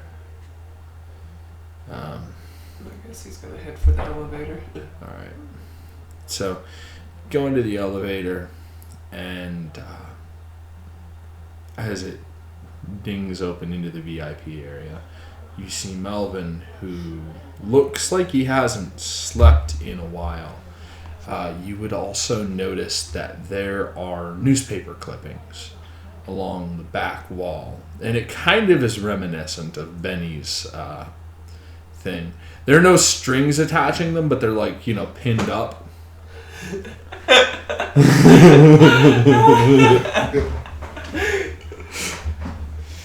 Although I guess you wouldn't recognize, because that's in your study, isn't it? Yeah, so you wouldn't actually recognize, but yeah, they're like newspaper clippings. Like, what a fucking weirdo. No, I'm just kidding. Put up along the wall, and there are photographs of a bunch of different people, like pinned. Okay, sorry. Look at this graph. Okay, back on track. Sorry. But yeah, there are photographs that are kind of pinned up alongside the newspaper clippings. And you see Melvin, who, like I said, looks like he hasn't got much sleep recently. The only other person in the room with him currently is Faust, who's just basically, standing there looking as serene and emotionless as ever. Yeah, Fausty. He's a Fausty boy. Like, no, Fausty and shit. Alright. So, he's going to walk over and just kind of examine the wall, nod towards it, and... Yeah, so as you look over, you can see at a glance they all have a theme. Pretty much all of these newspaper clippings are of recent disappearances. The photos are...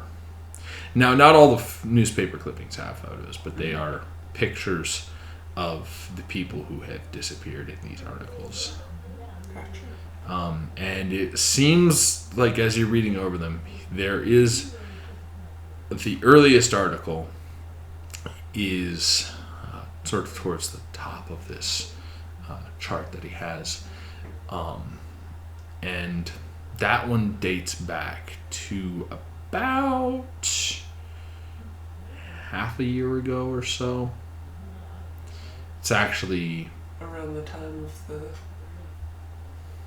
Give or take around the time of the fair. Not around the time of the fair. It's actually been... Because you guys have been together for about a year now. No, it was in September.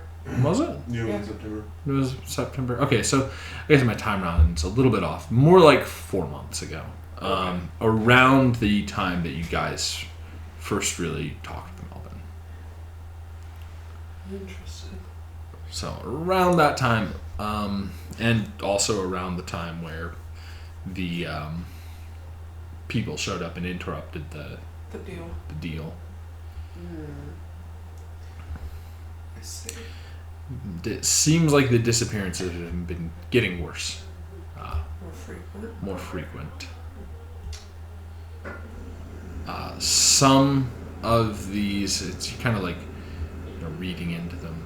Some of them, there are continued articles on the people that have disappeared, and in these the picture has been kind of like crossed out. It is where the person who disappeared turned up dead. Usually in these cases they either killed themselves or OD'd, is what the articles are saying. Press X to doubt.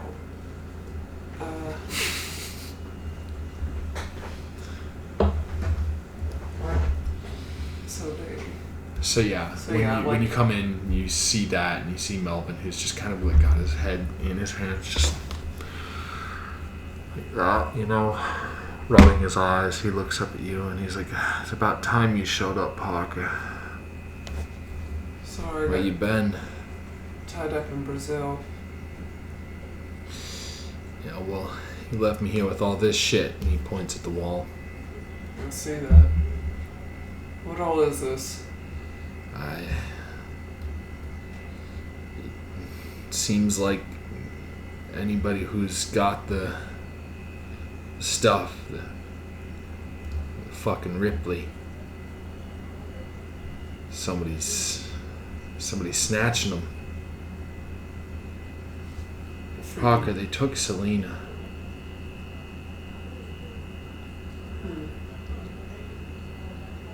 How long ago? It's been a couple weeks. Usually about now, the people that they take, they turn up dead. Every day I don't find her is another day that I'm worried. He points to the article that has Selena, but I'll have to add another to this. Cross her out.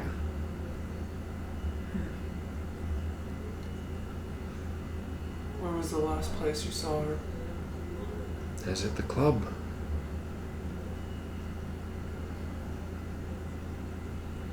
She said she was going to go back to our place, get some rest. Is there any evidence she made it back? No. And I've lost my car, too. How the fuck did you lose your car? I mean, she took it, and then she disappeared. The whole car's gone. The whole car's gone. And if it weren't for all this shit, I'd say she just ran off and, took my car, but we were happy. I thought we were happy.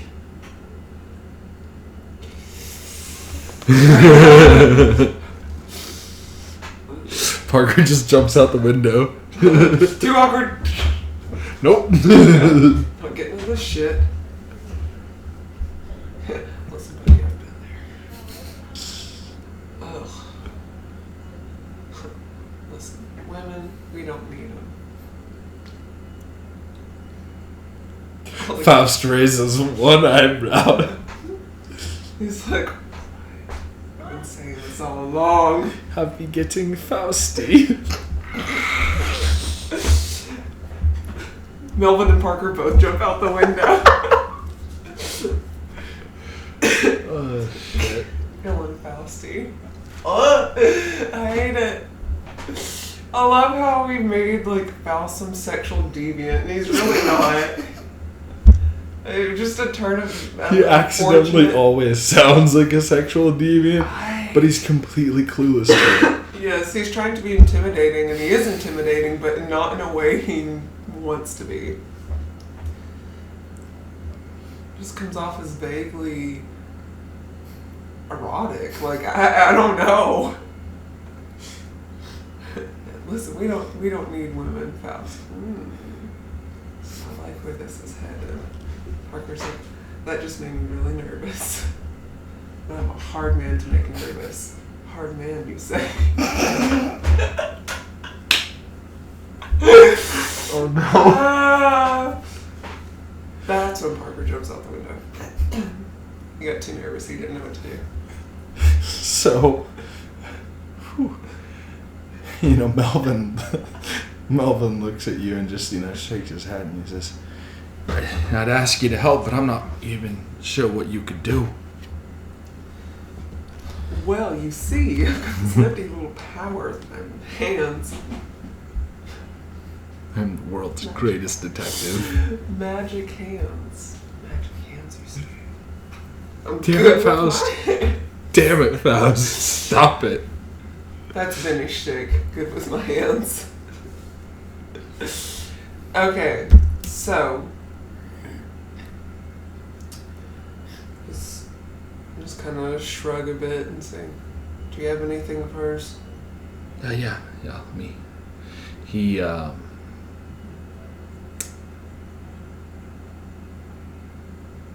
Just trying to think if there's anything iconic that Selena really had. There's not necessarily. Not really. It'd be weird if he just pulled out her dress. Is like, here's a dress. I've been sleeping with it.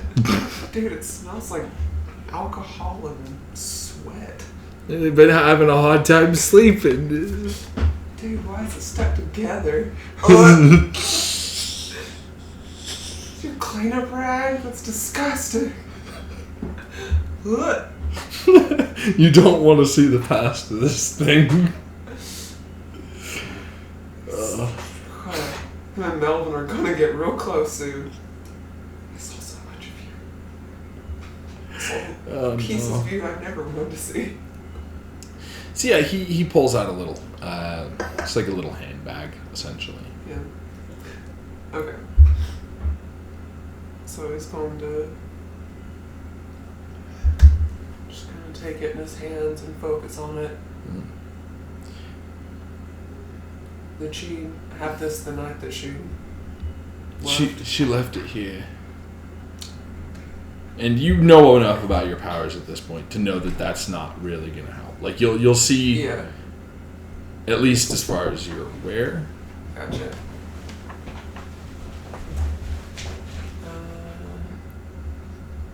So yeah, as far as you're aware and knowing the way your powers work, nothing in here is really going to be of too much use, at least in discovering how she was captured, because it wasn't there for that event. So unless something has fundamentally changed in the way your powers work, Doubt. probably won't work for you. Yeah. Of course, then the issue becomes finding something that would help. I think I have an idea. Do you have a phone? Yeah, downstairs. Alright. Going to be making a call Mm-hmm. to the Pemberton estate. Okay. Hey! We just call He's him Benny sitting for there. every single time. Yeah, he's like, just leave me alone. Always get comfortable. Benny needs to have representation in every... Although you showed up too. You were Darlene for a second. Yeah. So. Yeah. Well, I think it's only playing it fair since Benny was absent for like the last 3. Yeah. Like, just fucking not there. Period. So Yeah. it's only fair. It's going to be fun seeing what Benny is up to. Yeah. Because Benny has a lot more time. Yeah. Benny's Um, fucking noped out of there in like mid-January. But Alright. Hmm. Let's see how this one plays out, because something I had in mind was a thing, but just don't worry about it. Just do your thing. It'll be fun. I don't know how to process that. Pemberton residence, Benedict speaking. Hey Benny, it's Parker. Is Shay there? Yes. Does she have that whistle with her still? I can go check. That's thinking with portals. I'm gonna, I guess, head to Shay Okay. and. Okay, so you see Shay, who is standing outside. Looking depressed. Yes, just all around me are familiar faces. I can't see them. I can't see. Maybe cool things No, happened with her. She's standing outside and just like throwing a stick, just like blindly, Literally. like really, really close to your house, and you see it like just floating back towards her. Shay. Oofus. First off, what are you doing? I'm playing fetch with Oofus. Yeah. Do you do you have the whistle on you by any chance? And she reaches down into her jacket pocket and it's like, yeah, and just holds it out in front of her. Okay. Well, you keep hold of that. Parker was wanting to know. Oh, okay. I'm gonna go back Back into inside. her pocket. And just pick up the phone that was, I guess, just left. Yeah. Yes, she does still have it. You hear a pink. I have to go. I'll be there soon. And then just